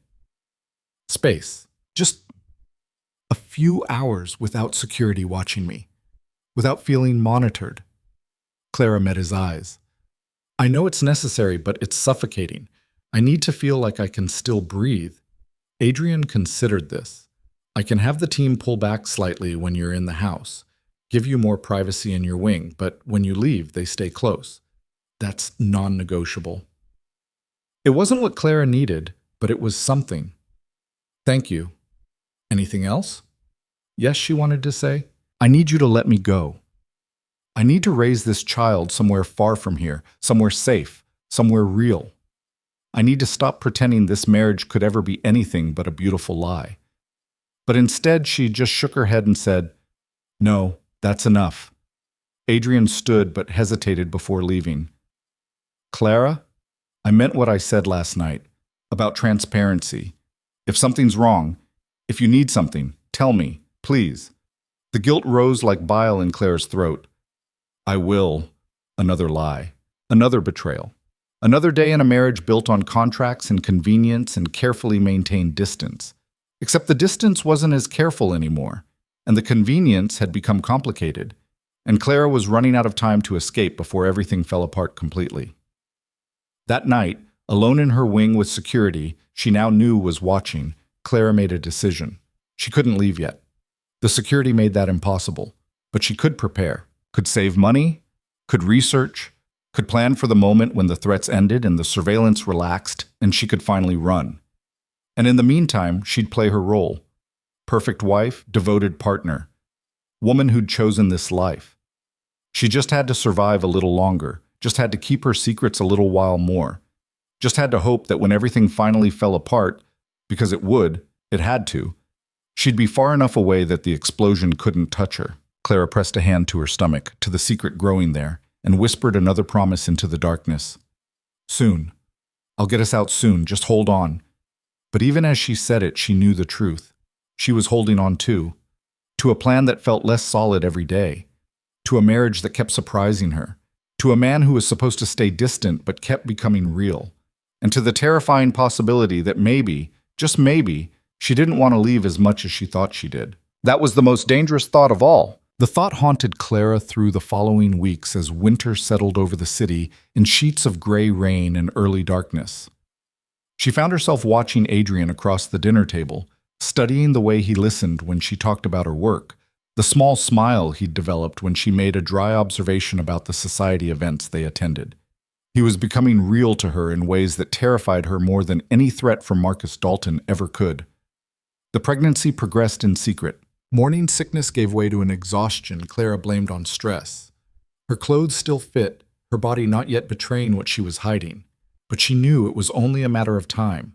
Soon there would be visible proof, undeniable evidence of that one night when the boundaries had shattered and they'd been just two people seeking connection in the dark.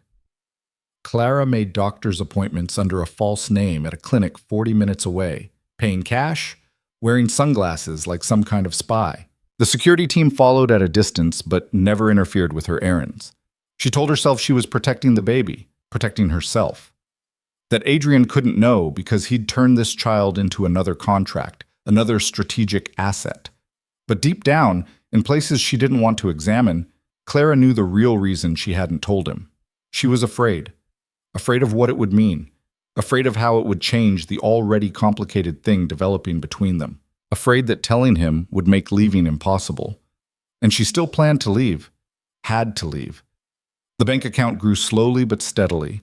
The research folder on her laptop expanded with information about cities, apartments, job opportunities. Every week she told herself it would be soon, just a little longer. Then came the night everything changed. Clara was in her study, sketching half-heartedly while rain hammered against the windows. Adrian was supposed to be at a business dinner downtown, something with potential investors that would run late. She'd begged off, claiming a headache that was only partially a lie. The nausea had returned with a vengeance that afternoon, and all Clara wanted was to be alone with saltines and ginger tea. She was reaching for her cup when the house security alarm shrieked to life. The sound was deafening, disorienting. Clara jumped, knocking over her tea, the liquid spreading across her sketches. Then the lights went out, plunging everything into darkness broken only by emergency lighting that kicked in seconds later. Her phone buzzed. A text from an unknown number. Stay in your room. Lock the door. Security en route. Clara's heart hammered against her ribs. This was real. This was actually happening. Someone was in the house or trying to get in, and she was alone. She ran to the door, locked it, then pushed her heavy desk in front of it for good measure. Her hands shook so badly, she could barely grip her phone to call Adrian. He answered on the first ring. Clara, are you safe? Where are you? My study. I locked the door. Adrian, what's happening? Marcus made his move. He has people trying to breach the house. Adrian's voice was tight with controlled fury. Stay exactly where you are. Don't open the door for anyone except Reeves or me. Do you understand? Yes, but I'm 10 minutes away. Reeves and his team are already engaging the intruders. You're safe as long as you stay locked in. A crash echoed from somewhere in the house, followed by shouting. Clara pressed herself against the wall, phone clutched to her ear. Adrian, I'm scared. I know, and I'm sorry, but listen to me. You're in the most secure room in the house. The walls are reinforced, the door is steel behind the wood facade, the windows are bulletproof. Nothing's getting through, okay?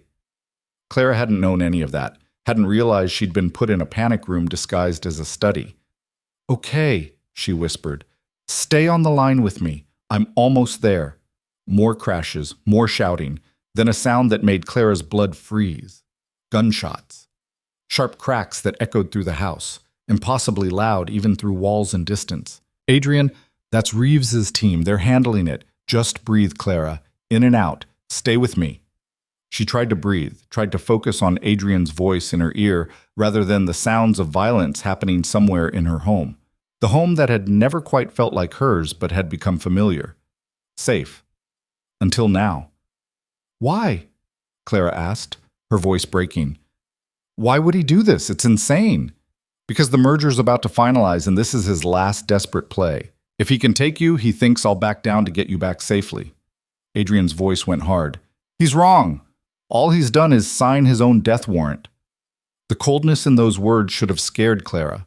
Instead, she felt something almost like relief. Adrian would handle this, would eliminate the threat, would protect her because that's what he did. Controlled situations, removed problems, won. I'm pulling up now, Adrian said. 2 minutes and I'll be with you. Clara heard a car door slam through the phone, heard Adrian barking orders to someone, then footsteps running, getting closer. A knock on her study door. Clara, it's me. Open up. She recognized his voice but hesitated. How do I know it's really you? You asked me why I really needed to get married. I told you about the European merger, about old world families who don't trust unmarried men. A pause. You said, so you built a marriage instead. I said I built the appearance of one. Then you asked what would happen if they found out it wasn't real. Only Adrian would know that conversation. Only Adrian would remember it word for word. Clara shoved the desk aside and unlocked the door. Adrian burst in, and before she could say anything, he pulled her into his arms.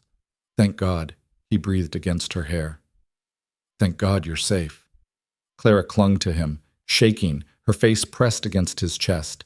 He was solid and real, and here, and for a moment nothing else mattered. Is it over? She asked. Reeves has 3 of them in custody. The rest fled. We'll find them. Adrian pulled back enough to look at her, his hands framing her face. Are you hurt? Did anyone get near you? No. I stayed locked in like you said. His thumb traced her cheekbone, and Clara saw something raw in his eyes. Fear. Real, genuine fear. If something had happened to you, Adrian said quietly, if he'd succeeded, but he didn't, I'm fine. Because of luck. Because Reeves had extra security in place. Because... Adrian stopped, jaw tight. This is my fault. I brought you into this world, put you in danger, made you a target. You also protected me.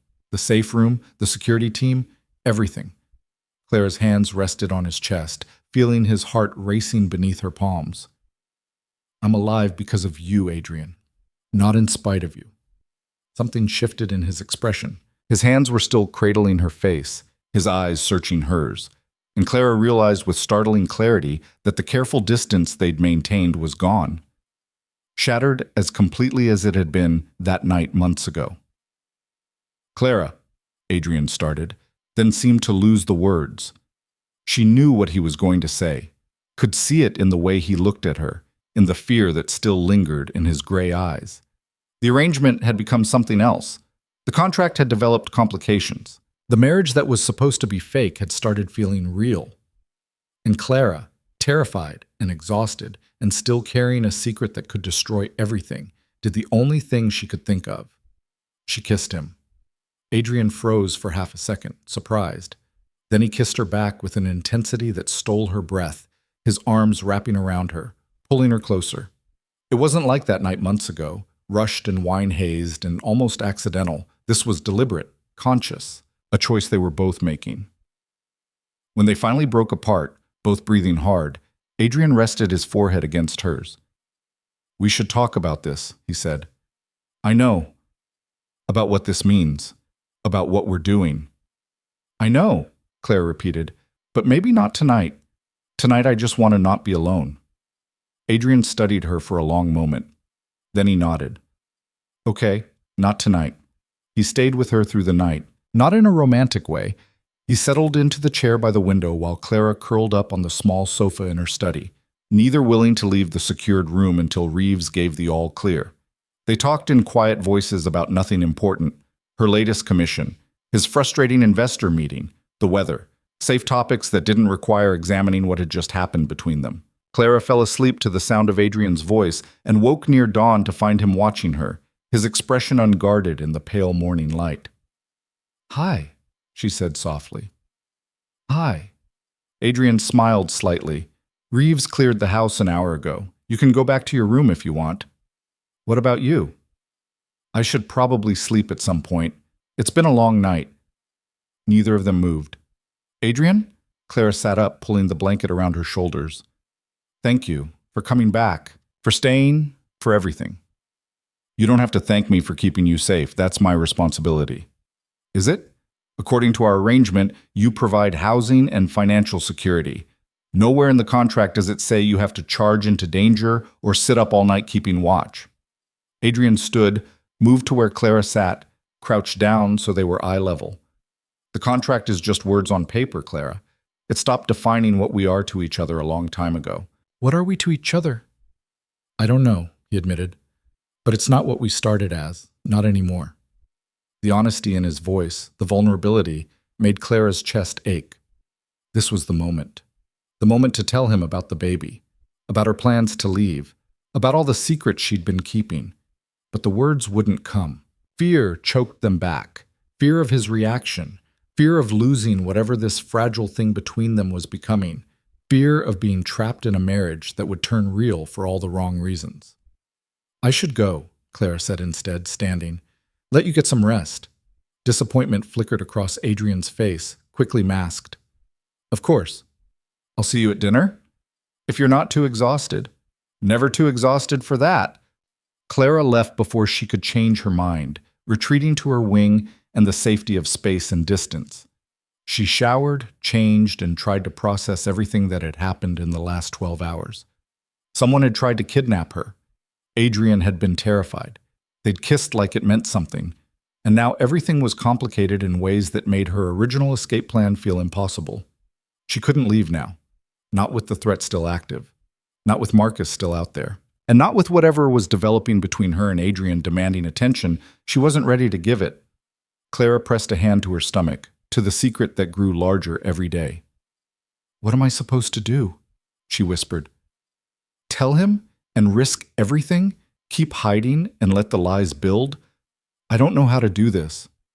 The baby, of course, didn't answer. But Clara felt the weight of the choice pressing down on her. The next few days passed in a strange suspension. Adrian increased security to the point where Clara couldn't leave the house without 4 armed guards. Reeves interrogated the captured intruders, extracting information that led to more arrests. Marcus Dalton, it turned out, had fled the country, but not before making several damaging phone calls to Adrian's European business partners.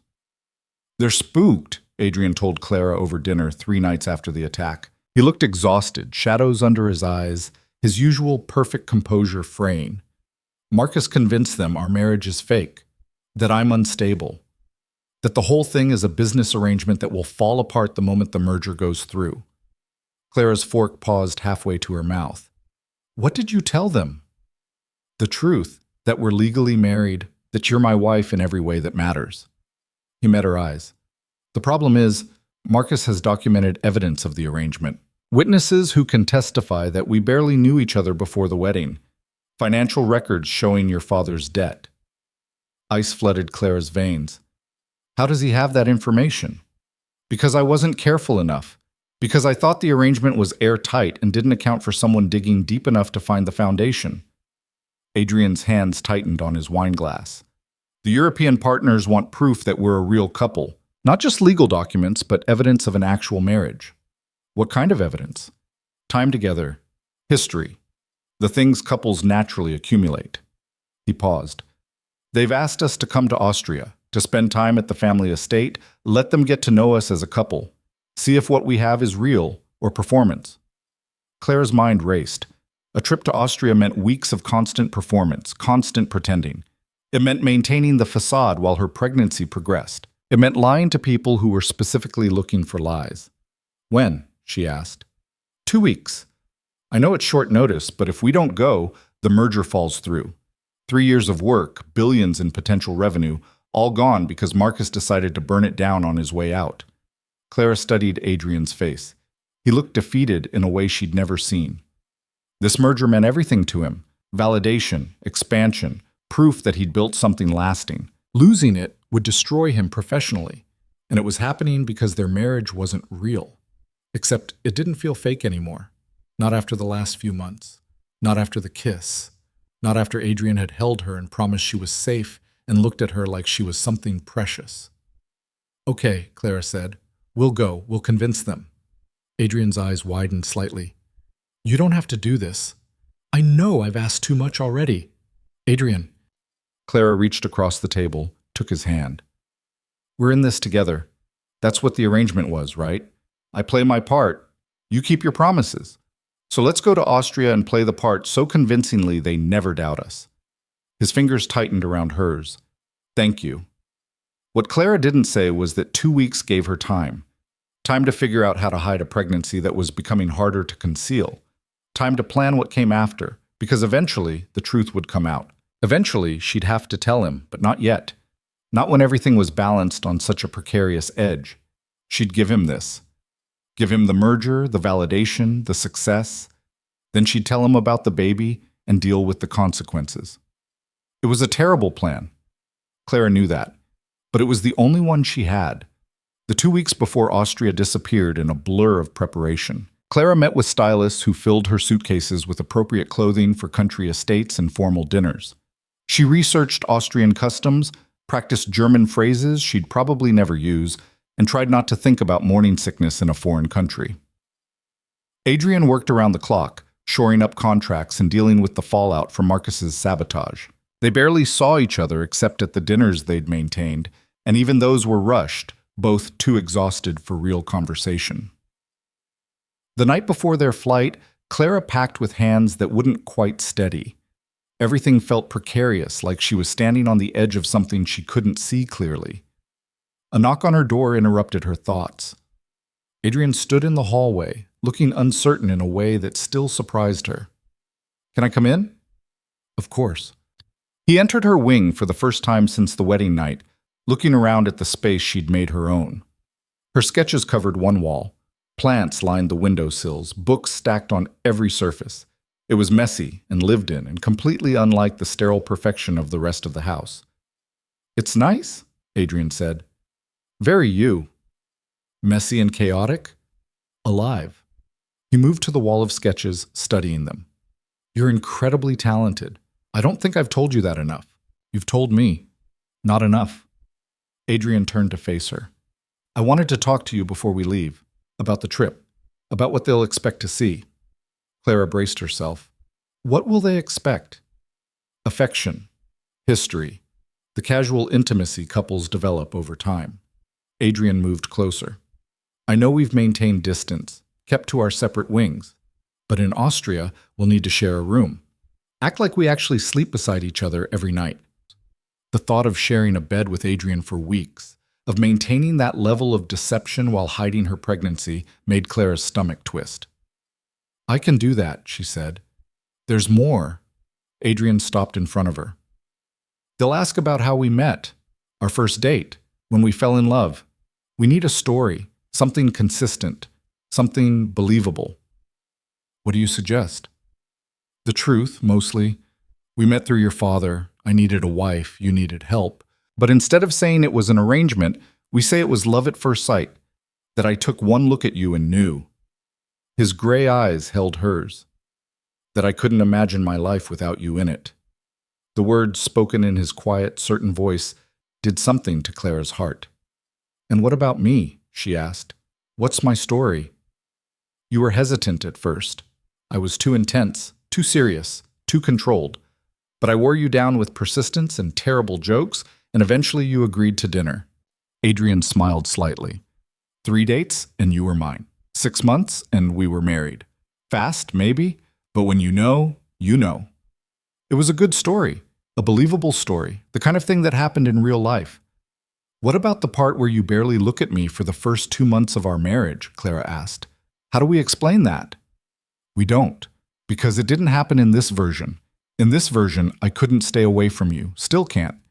Adrian's hand came up, cupped her cheek. "In this version, you're the best thing that ever happened to me, and I'm terrified of losing you." His thumb traced her cheekbone, the same gesture he'd made the night of the attack. Clara's breath caught. "Adrian, I know we're supposed to be acting, maintaining the deception, but Clara, he stopped, seemed to struggle with something. What if we didn't have to pretend? What if some of it could be real? Clara's heart hammered against her ribs. What are you saying? I'm saying that somewhere between the wedding and now, between the dinners and the conversations, and the way you look at me like I'm actually human, this stopped being just an arrangement for me. Adrian's voice was barely above a whisper. I'm saying I care about you, more than I should, more than the contract allows. The confession hung between them, heavy and dangerous, and exactly what Clara had been afraid of. I care about you too, she admitted, but that doesn't change what this is, what we agreed to. What if I want it to change? What if I want to try making this real? You don't know what you're saying. I know exactly what I'm saying. Adrian's other hand came up, framing her face. I know I forced you into this marriage. I know you're here because of debt and obligation. But if there's any chance, any possibility that you might want this to be more than a contract, I'm asking you to tell me. This was it. The moment Clara should tell him everything. The pregnancy. The escape plan.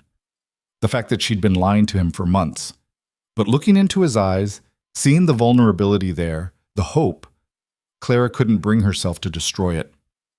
I don't know, she said honestly. I don't know what I want. Everything's so complicated. Then let's uncomplicate it. Adrian's forehead rested against hers. Come to Austria with me. Play the role of my wife. And let's see what happens when we stop pretending to pretend. When we just are. And after, when the merger goes through, then we figure it out, together. No more separate wings, no more careful distance, just us, trying to build something real. It was everything Clara hadn't known she wanted until this moment, and everything she couldn't have because of the secret growing inside her. But standing here with Adrian's hands gentle on her face and his eyes full of something that looked terrifyingly like love, Clara made another terrible choice. Okay, she whispered. Let's try. Adrian's smile was brilliant, transforming his usually guarded face. Then he kissed her, soft and sweet and full of promise. Clara kissed him back and tried not to think about the moment this would all fall apart. Tried not to count the weeks until her pregnancy would be visible. Tried not to imagine the look on his face when he learned she'd been lying all along. She'd give him this. These weeks in Austria, this chance at something real. Then she'd tell him the truth and face whatever came after. It was the worst plan she'd ever made. But as Adrian pulled her closer and whispered her name like a prayer, Clara couldn't bring herself to regret it. Not yet. Not when this beautiful, impossible thing between them finally felt within reach, even if she knew, had always known, that she'd have to let it go. The flight to Austria stretched through the night, first-class seats that converted to beds, champagne Clara couldn't drink, and Adrian working beside her on his laptop until exhaustion finally won. She watched him sleep, his face softer in rest, and tried to memorize this moment before everything changed. Because it would change. The secret she carried made that inevitable. They landed in Vienna to gray skies and cold wind that cut through Clara's coat. A car waited, not just any car, but a vintage Rolls-Royce that screamed old European money. The driver spoke in German-accented English, navigating roads that wound through countryside so beautiful it looked painted.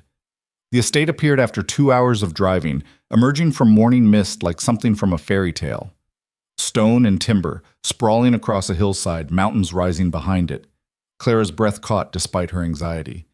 It's stunning, she murmured. Adrian took her hand, lacing their fingers together. The gesture still felt new, electric. Wait until you see the inside. The family who owned the shipping conglomerate, the Hoffmans, met them at the entrance. Frederick Hoffman was 70-something, silver-haired and sharp-eyed, assessing Clara with the kind of scrutiny that made her feel transparent. His wife Margot was warmer, taking Clara's hands in hers and speaking in careful English. Welcome, my dear. We are so pleased to finally meet Adrian's bride. Thank you for having us, Clara said, playing her role perfectly. Their daughter Elise was closer to Clara and Adrian's age, elegant and watchful. I'll show you to your rooms. You must be exhausted from traveling. Rooms, plural. Clara's stomach dropped, but when Elise opened the door, it revealed one large suite, bedroom, sitting area, luxurious bathroom. One bed. I hope this is suitable, Elise said. We prepared our best guest quarters. It's perfect, Adrian replied smoothly. Thank you. When they were finally alone, Doctor closed behind them. The reality of the situation hit Clara fully. 2 weeks sharing this space, sharing that bed, maintaining the deception 24 hours a day while her body slowly betrayed her secret. I can sleep on the sofa, Adrian offered quietly. If you'd prefer. Clara looked at the sofa, beautiful but clearly not designed for someone Adrian's height. They'll have staff who notice things like that. Separate sleeping arrangements would raise questions. So we share the bed. We share the bed, Clara confirmed, trying to sound casual about something that felt monumentally intimate. That first night set the pattern. They dressed for dinner in the formal dining room, met the extended Hoffman family and various business associates, smiled and touched and played their parts. Clara told the story they'd crafted. Love at first sight, whirlwind romance, a wedding that couldn't wait. Adrian backed her up perfectly, adding details that made it feel real. She was wearing a yellow dress, he said at one point, describing their fictional first date. I remember thinking she looked like sunlight, like something that could chase away all the dark. Claire's heart twisted because he was looking at her like he meant it, like maybe it wasn't entirely fiction. Later in the privacy of their suite, they navigated the strange intimacy of sharing space. Adrian used the bathroom first, emerging in sleep pants and a t-shirt that made him look younger, less guarded. Clara took her turn, changing into modest pajamas, taking anti-nausea medication she'd hidden in her toiletry bag. When she came out, Adrian was already in bed, on one side, leaving her plenty of room. This is strange, she said, climbing in beside him. Very strange. Adrian turned off the lamp, plunging them into darkness. But not terrible. Not terrible, Clara agreed. They lay there in silence, the space between them feeling both vast and impossibly small. Clara was acutely aware of his breathing, his warmth, his presence. Clara? Adrian's voice came soft through the dark. Thank you for coming here, for doing this. I know it's a lot to ask. You've thanked me 3 times already. I'll probably thank you 3 more before we leave. She could hear the smile in his voice. Sleep well. But sleep was elusive. Clara lay awake listening to Adrian's breathing even out, her hand resting on her stomach, and wondered how long she could maintain this before the truth destroyed everything. The days in Austria developed their own rhythm. Mornings meant breakfast with the family, Frederick asking pointed questions about their marriage, their plans, their future. Clara and Adrian navigated it together, their story becoming smoother with repetition. Afternoons were tours of the estate, the shipping facilities, long business discussions Clara wasn't part of. Evenings brought formal dinners and careful performances, and nights meant sharing that bed, the darkness making everything feel more honest. On the 4th night, Clara woke from a nightmare. Marcus's men breaking through her study door, Adrian not arriving in time, and found herself shaking. Adrian stirred beside her. Clara? What's wrong? Nothing. Bad dream. Go back to sleep. But he sat up, turned on the small lamp, his face concerned in the soft light. Talk to me. It was just the attack, my mind replaying it differently. Clara wrapped her arms around herself. I'm fine. You're trembling. Adrian moved closer, tentative. Can I hold you? Clara nodded, and suddenly she was wrapped in his arms, her head against his chest, his heartbeat steady beneath her ear. It should have felt wrong. They were supposed to be maintaining distance, keeping the arrangement clean, but it felt achingly right. You're safe, Adrian murmured against her hair. I promise. Nothing's going to hurt you. The words were meant to comfort, but they made Clara want to cry. Because she wasn't safe. She was carrying a secret that would detonate the fragile thing building between them. And when it did, she'd be alone again. Adrian, she started, thinking maybe this was the moment. Maybe in the dark, she could finally tell him. Yes? The words stuck in her throat. Coward, she thought. Tell him. I'm glad we're trying. This thing between us. I'm glad it's not just pretend anymore. It wasn't what she'd meant to say, but Adrian held her tighter and whispered, Me too. They fell asleep like that, tangled together, And when Clara woke in the morning to find herself still in his arms, the pretense felt more dangerous than ever. A week into their stay, Margot invited Clara for tea. Just the two of them, women's conversation. They sat in a sunroom overlooking snow-dusted gardens, delicate porcelain between them, and Clara knew this was a test. "You make Adrian happy," Margot said, stirring honey into her tea. "I have known him several years through these business dealings. I have never seen him smile the way he does when he looks at you." "He makes me happy too," Clara said, and meant it. That was the problem. "Forgive an old woman's curiosity, but there have been rumors about your marriage being convenient, a business arrangement." Margot's eyes were kind but sharp. "I do not believe in spreading gossip, but I must ask, is there truth to this?" Clara's hands tightened on her teacup. This was it. The moment she could tell the truth, torpedo the merger, free herself from the deception.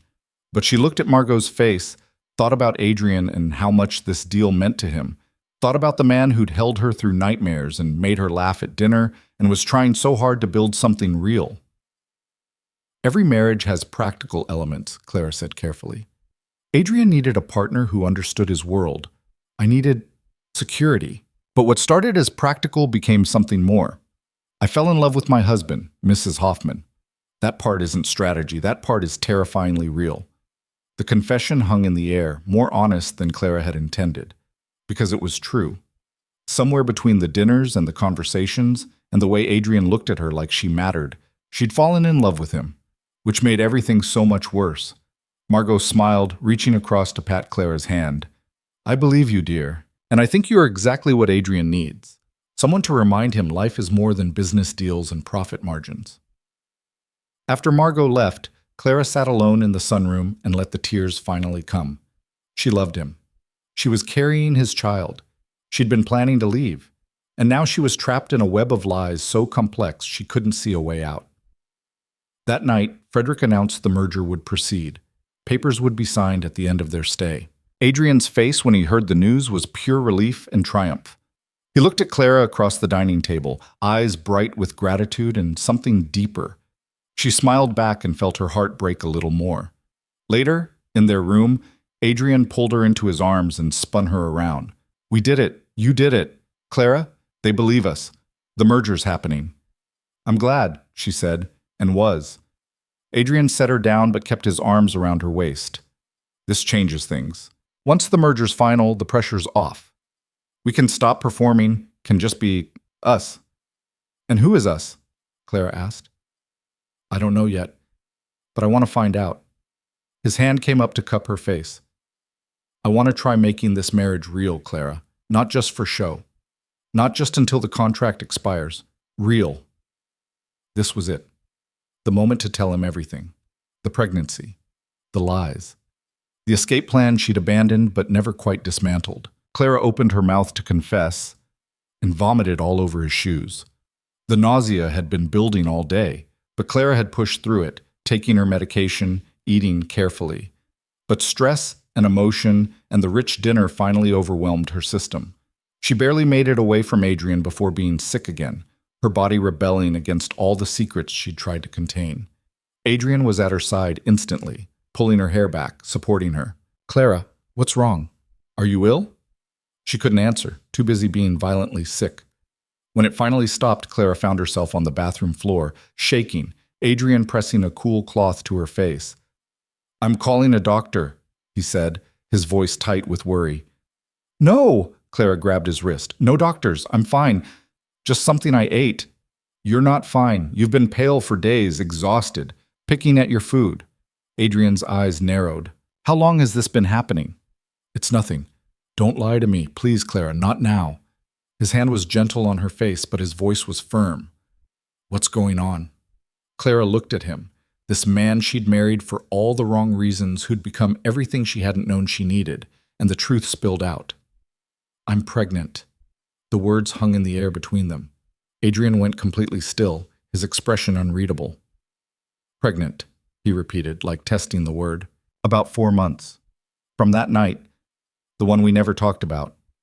Clara's voice shook. "I found out a few weeks after the wedding. I didn't tell you because I was planning to leave. I had money saved, cities researched. I was going to disappear before you could turn our baby into another contract. Adrian stood abruptly, walking away from her. Clara watched his back, rigid with tension, and felt everything falling apart. You were going to take my child and vanish, he said, his voice dangerously quiet. I was going to protect our child from a loveless arrangement, from being raised in a house where their parents were strangers playing roles. Clara pushed herself up, leaning against the sink.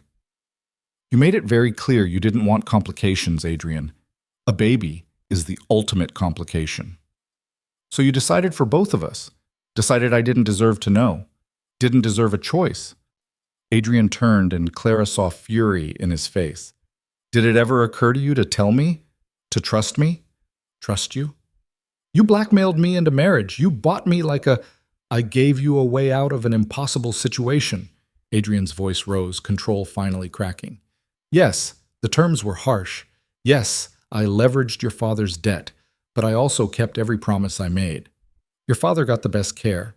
You lived in security. I never touched you without permission. Never demanded anything beyond what we agreed. And the one time we broke the rules, the one time we had something real between us, you hid the consequences and planned to run. Because I was scared, Clara shouted back. Because I didn't know what you'd do. Because this whole thing was supposed to be temporary and clean, and now there's a baby and feelings and everything's a mess. You're damn right it's a mess. Adrian ran a hand through his hair, breathing hard. But hiding it? Lying to me for months? That's not protecting our child, Clara. That's not trusting your husband. You're not really my husband, not in the ways that matter. The words came out cruel, meant to wound. They hit their mark. Adrian's expression shuddered completely. Right, of course, that this was all just an arrangement. The dinners, the conversations, the way you kissed me like it meant something, all just part of the performance. His voice went cold, distant. My mistake for thinking it could be real. He walked out of the bathroom, and Clara heard him moving around the bedroom, gathering things. What are you doing? She called. Giving you what you obviously want. Space, distance. I'll sleep in the library tonight, maybe for the rest of our stay. Adrian appeared in the doorway, coat in hand, face carefully blank. Congratulations, Clara. You're free to keep your secrets and plan your escape. I won't stand in your way. Adrian. But he was gone, the sweet door closing quietly behind him, and Clara was alone with her truth and her fear and the baby she'd hidden for so long. She sank to the floor and finally let herself completely fall apart. The next morning, Clara woke alone in the too-large bed, eyes swollen from crying, and knew she'd destroyed everything. Adrian hadn't returned during the night. When she made her way downstairs for breakfast, the Hoffmans informed her he'd left early for the shipping facilities. Urgent business that couldn't wait. Running from her, Clara realized, just like she'd planned to run from him. The irony would have been funny if it didn't hurt so much. She spent the day in the suite, unable to face anyone, unable to eat. Margot sent up tea and pastries with a note. Whatever is wrong, it can be fixed. Talk to each other. But how could Clara fix this? She'd lied, hidden, planned betrayal. And Adrian's face when she'd said he wasn't really her husband. She'd meant to hurt him, and she had. Deeply. Evening fell, and still Adrian didn't return. Clara stood at the window watching snow begin to fall, one hand on her stomach, and whispered to the child growing there. I'm sorry. I'm so sorry. I was trying to protect you, but I think I just ruined everything instead. Talking to yourself? Clara spun.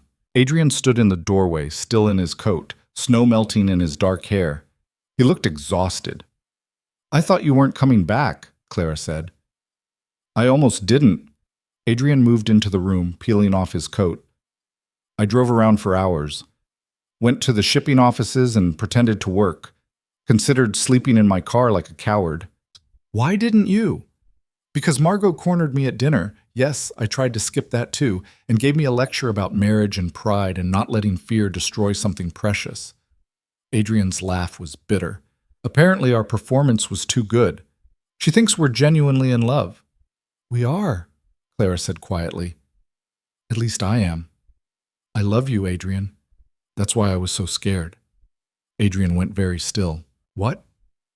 I fell in love with you somewhere between the dinners and the conversations and the way you held me through nightmares. I fell in love with my husband, and it terrified me because it wasn't part of the plan. You were supposed to stay distant and cold and easy to leave. Clara's voice broke. But you became real and kind, and someone I couldn't imagine my life without. So I hid the pregnancy because I was scared you'd turn our child into another contract. Or worse, that you'd only stay with me because of obligation, not choice. Adrian crossed the room slowly, stopping in front of her. You really think I'd do that? After everything? I didn't know what to think.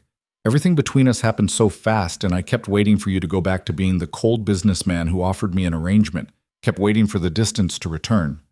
It's not returning, Clara. I tried. Spent 4 months trying to keep you at arm's length because I thought that's what we both wanted. But I fell for you anyway. Adrian's hands framed her face, gentle despite his anger. I fell for the woman who called me on my bullshit and made my empty house feel like a home and looked at me like I was more than my bank account. So no, I wouldn't turn our child into a contract. I'd be terrified and clueless and probably make 1,000 mistakes, but I'd be there. If you'd let me. Clara's tears spilled over. I'm sorry. I'm so sorry I didn't tell you. I was wrong to hide it, wrong to plan to leave, wrong about everything. You were scared, I get that. I made you scared by building this marriage on distance and contracts instead of trust. Adrian's thumbs brushed away her tears. But we can fix this. If you want to, if you're willing to try. How? How do we fix this mess? We start over. Not the marriage that's legal and binding and apparently convincing enough to fool the Hoffmans, but the foundation. We build it on honesty this time, on choice. Adrian's voice went soft. I don't want you here because of a contract, Clara.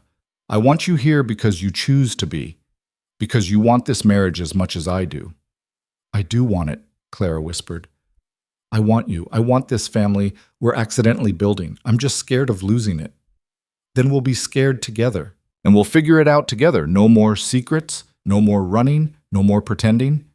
Adrian's forehead rested against hers. We're having a baby, Clara. That's terrifying and wonderful and completely unplanned, but I want to do this with you. Want to be your husband for real, not just on paper. Clara's hands came up to rest on his chest, feeling his heartbeat. What about the merger, the Hoffmans? If we're being honest, shouldn't we tell them the marriage started as an arrangement?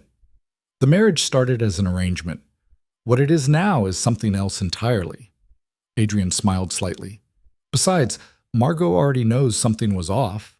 She just doesn't care because she sees what we see. Two people who found something real in the middle of something practical. What do we see? A future, a family, a marriage built on choice instead of obligation. Adrian's hand moved to rest over Clara's on her stomach. How far along are you? Almost 4 months. The baby's due in May. May. Adrian's expression was wonder mixed with terror. We're having a baby in May. You're really okay with this? I'm terrified. But yes, I'm okay with it. More than okay. His hand pressed gently against her stomach. This is ours, Clara. A person we made together. How could I not want that? Clara felt something loosen in her chest, some knot of fear she'd carried for months finally releasing. I'm terrified too. Good, we can be terrified together. Adrian pulled her close, and Clara buried her face in his chest, breathing him in. No more running? No more running, Clara promised. I'm staying, for real this time. They stood like that for a long moment, holding each other in the quiet of the suite while snow fell outside and the future stretched ahead of them, uncertain but no longer impossible. Finally, Adrian pulled back enough to look at her. We should probably tell the Hoffmans, about the baby, I mean. Margot will be thrilled. She'll probably start knitting immediately, Clara agreed. But Adrian, can we have one night, just us, before we tell everyone and it becomes real to the world? One night to just be two people figuring this out? Adrian smiled, that rare, genuine smile that transformed his face. One night, then tomorrow, we face everything together. They ordered dinner to their suite, simple food that wouldn't upset Clara's stomach. They talked for hours about the baby, about fears and hopes, about turning the mansion into a home that could hold a family. Adrian asked questions about her pregnancy, apologizing for every moment he'd missed because she hadn't felt safe telling him. I want to be at the appointments, he said. Want to see the ultrasounds, hear the heartbeat, all of it, if that's okay. More than okay, Clara said. I'd like that. Later, in the darkness of their shared bed, Adrian's hand rested on her stomach, still flat, but not for much longer. Hi in there, he said softly, and Clara's heart melted. I'm your father. I don't know what I'm doing, but I'm going to try my best. And your mother is brilliant and brave and terrifying, so you're already winning. Clara laughed, tears pricking her eyes. Terrifying? In the best way. Adrian kissed her forehead. Sleep. You need rest. Growing a human is exhausting work. Says the man who's never grown a human. Exactly. Which is why I defer to your expertise. His arms tightened around her. I love you, Clara. I should have said it before, but I'm saying it now. I love you. I love you too, Clara whispered. So much it scares me. Good scared or bad scared? Good scared. The kind that means it matters. They fell asleep tangled together, and for the first time in months, Clara slept without nightmares. The next morning, they told the Hoffmans over breakfast. Margot's shriek of delight probably echoed through the entire estate. Frederick smiled his first genuine smile and ordered champagne, sparkling cider for Clara. Even Elise seemed genuinely happy. This is wonderful news, Margot said, already planning the nursery in her mind, suggesting names and doctors and all the things grandmothers at heart thought about. You must be so excited. We are, Adrian said, his hand finding Clara's under the table. Terrified but excited. That is parenthood in summary, Frederick said with a laugh. Terror and joy in equal measure. The merger papers were signed that afternoon in Frederick's study, years of work culminating in signatures and handshakes. But the celebration felt secondary to the real news, the baby that would arrive in spring, the family being built from unexpected foundations. They flew home 3 days later, Clara's hand in Adrian's the entire flight. The mansion waited, but it didn't feel like a prison anymore. It felt like a beginning. The first thing Adrian did was open the connecting door between their wings. No more separation, he said. We're making this a home. Together. They moved Clara's things into the master bedroom, his bedroom, now theirs, combined their spaces, hung her sketches on the walls, brought in plants and books and all the lived-in chaos Clara brought with her. The sterile perfection transformed into something warm. Adrian threw himself into preparing for fatherhood with the same intensity he'd brought to business. He researched cribs and car seats and read parenting books with hilarious seriousness. He accompanied Clara to every doctor's appointment, his face going soft with wonder every time they heard the baby's heartbeat. It's real, he'd say every time. We're really doing this. Clara's father recovered enough to visit, and when they told him about the baby, his tears were happy ones. I'm sorry, he told Adrian, for putting you both in this position, for the debt that forced this marriage. Don't be, Adrian said, surprising them both. If you hadn't, I never would have met Clara, never would have fallen in love, never would have this. He gestured to Clara's visible belly, 5 months now, unmistakably pregnant. Sometimes the best things come from the worst circumstances. The pregnancy progressed. Clara's belly grew. Adrian talked to their daughter every night. They'd learned it was a girl at the 20-week ultrasound, and Adrian had cried. Elena, he'd suggested. After my sister, if that's okay.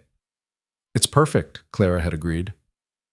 They transformed a room near the master bedroom into a nursery, soft yellows and gentle greens since Clara refused the stereotypical pink. Adrian assembled furniture with endearing incompetence, cursing at instruction manuals while Clara laughed from her perch on the rocking chair. I run $1 billion empire, he muttered, but this crib is defeating me. Want help? Absolutely not. This is a matter of pride now. He eventually got it assembled, looking triumphant despite the 3 extra screws sitting on the floor. Winter gave way to spring, the gardens bloomed, Clara's due date approached, and the mansion that had once felt like a beautiful prison transformed into a home filled with laughter and love and the anticipation of new life. Elena arrived on a rainy May morning after 12 hours of labor that Adrian later described as the most terrifying experience of my life. You weren't the one in labor, Clara pointed out. No, but I had to watch you in pain and feel completely helpless. That's its own kind of hell. But when the nurse placed Elena in Adrian's arms for the first time, his face transformed with such pure love that Clara fell for him all over again. "Hi, little one," he whispered, tears streaming down his face. "I'm your dad, and I promise you, every day for the rest of my life, I'll be here. I'll show up. I'll love you and your mother with everything I have." Clara watched her husband hold their daughter and felt something click into place. This was what she'd been afraid of losing. This was what she'd almost run from, this impossible, beautiful family they'd built from a contract in convenience and unexpected love. The first months of parenthood were exhausting and wonderful and occasionally terrifying. Adrian changed diapers with surprising competence. Clara navigated breastfeeding and sleep deprivation. They took turns with night feedings, stumbling through the dark house together, learning Elena's cries and needs. The mansion filled with life, baby toys in the living room, a swing in the library, tiny clothes in the laundry. Mrs. Chen became an honorary grandmother, spoiling Elena shamelessly. Diane visited weekly, bringing gifts and advice and laughter. Claire's father regained enough strength to hold his granddaughter, tears in his eyes. "You gave me this," he said to Adrian. "Time to see her grow up. I can never repay that." "You already did," Adrian said. "You gave me Clara. Everything else is just bonus." On Elena's first birthday, they threw a party in the gardens Clara had once thought too controlled, too perfect. Now they were filled with children from the neighborhood, balloons, cake smeared on happy faces. Elena sat in her high chair, fascinated by her smashed cake, and Clara watched Adrian help their daughter destroy it with pure joy on his face. "Happy?" he asked, catching Clara watching. "Deliriously," she said. That night, after Elena was asleep and the house was quiet, Clara and Adrian sat on the balcony off their bedroom, the same balcony where Adrian had once draped his jacket over her shoulders at the gala. "Do you ever think about how we started?" Clara asked. "Sometimes.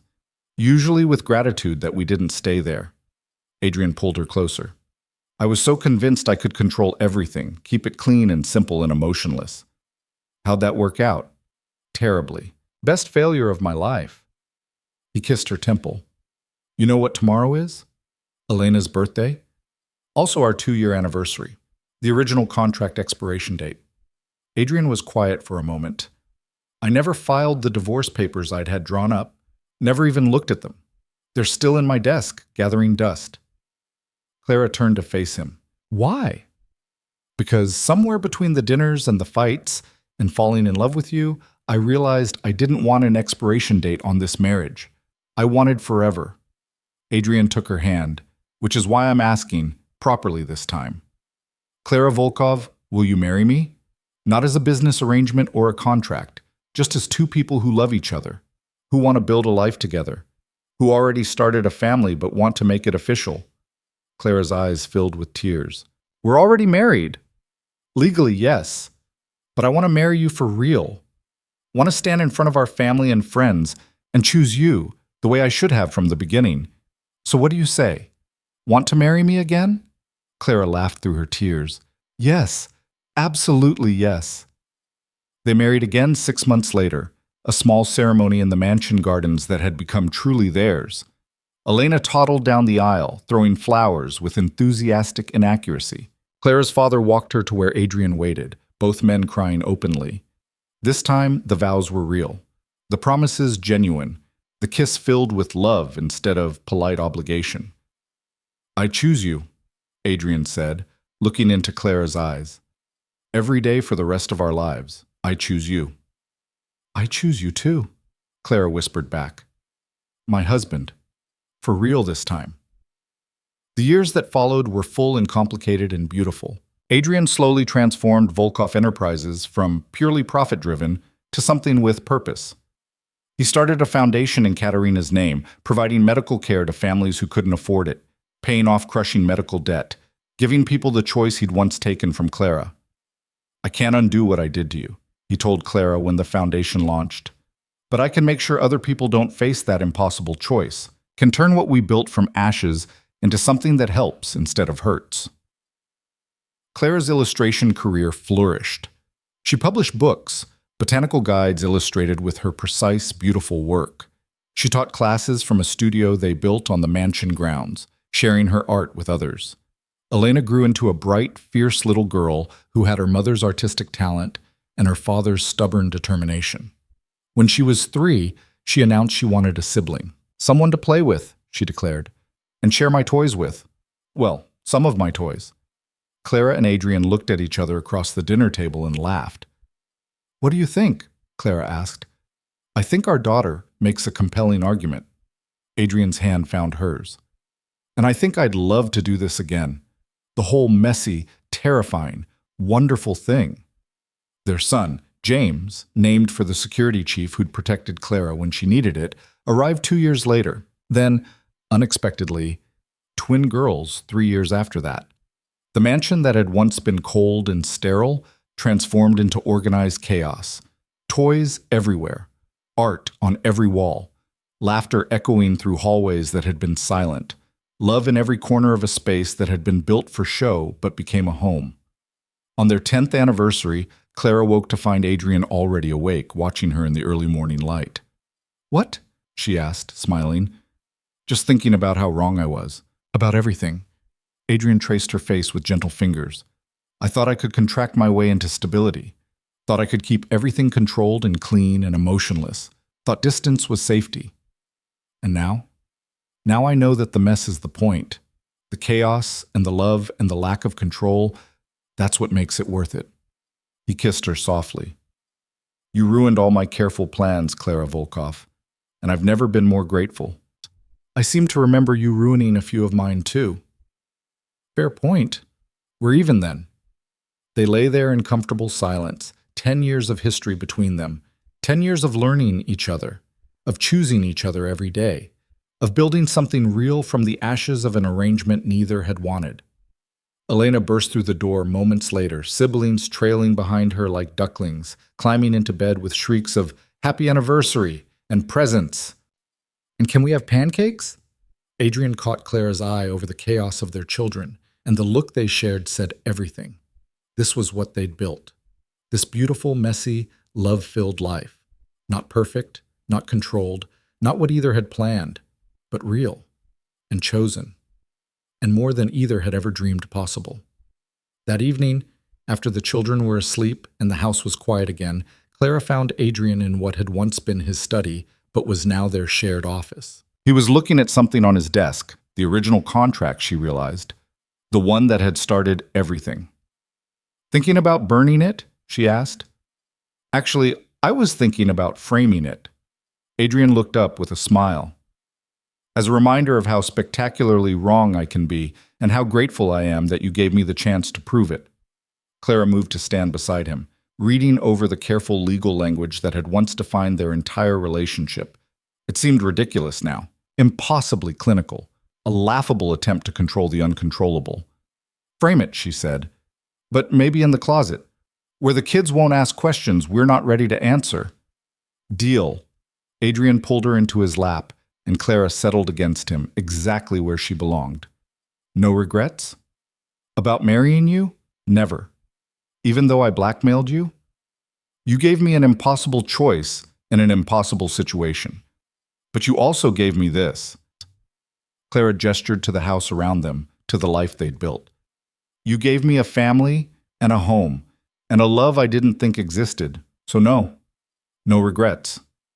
Adrian's arms tightened around her. I love you. I don't say it enough. You say it every day. In words, maybe. But Clara, I love you in ways I don't have language for. In the way you've transformed every part of my life. In the way you make me want to be better. In the way you gave me a family when I'd given up on ever having one. Clara turned to kiss him properly. I love you too. Even when you leave extra screws on the floor when assembling furniture. That was 1 time. 3 times, but who's counting? They laughed, and in that laughter was years of history, of growing together, of choosing each other over and over again. Later that night, Clara stood in the nursery, now converted to a playroom since the twins had their own room, and looked at the chaos of toys and books and art supplies. The mansion that had once been a prison had become exactly what Adrian had promised that night in Austria, a home. Not because of the expensive furniture or the perfect architecture or the carefully maintained grounds, but because of the love that filled every corner, the laughter that echoed through the halls, the children who ran through rooms that had once been showpieces, the man who'd learned to be a husband and father and partner instead of just a businessman. Clara had come here as a captive, bound by debt and obligation and fear. She'd planned her escape, counted the days until freedom, built walls to protect herself from caring too much. But somewhere between the dinners and the conversations and the night Adrian had held her through nightmares, those walls had crumbled. The captive had become a wife. The arrangement had become a marriage. The stranger had become the love of her life. And the beautiful prison had become home. "Clara?" Adrian's voice came from the doorway. "You okay?" She turned, smiled at her husband, backlit by the hallway light. "Just thinking." "About?" "About how you promised me 2 years and then we'd both be free. That was the deal." Adrian moved into the room, wrapped his arms around her from behind, his chin resting on her shoulder. "I lied. Turns out I never want to be free of you. That okay?" Clara leaned back against him, his warmth solid and real and chosen. "More than okay. Because I'm not going anywhere. You're stuck with me, Volkov." Best sentence I've ever served. They stood there in the quiet playroom, in the house that had witnessed their transformation, and Clara felt something settle deep in her bones. This was where she belonged, not because a contract said so, not because debt demanded it, but because she'd chosen it. Every single day, she chose it. And every single day, Adrian chose her right back. That was the real magic. Not the mansion or the money or the carefully constructed appearances, but the choice, the daily decision to love each other, to build a family, to transform a transaction into something transcendent. Clara had started this journey thinking love was something other people got, that she'd survive her sentence and escape to freedom and maybe find something real somewhere else. But she'd learned the truth along the way. Love wasn't something she'd been denied. It was something she'd built, brick by brick, dinner by dinner, choice by choice, with a man who'd started as a stranger and become her everything. And in the end, the woman who'd been purchased became priceless. The marriage built on contracts became unbreakable. And the beautiful prison became the freest place Clara had ever known, because she was exactly where she chose to be, exactly where she belonged, home.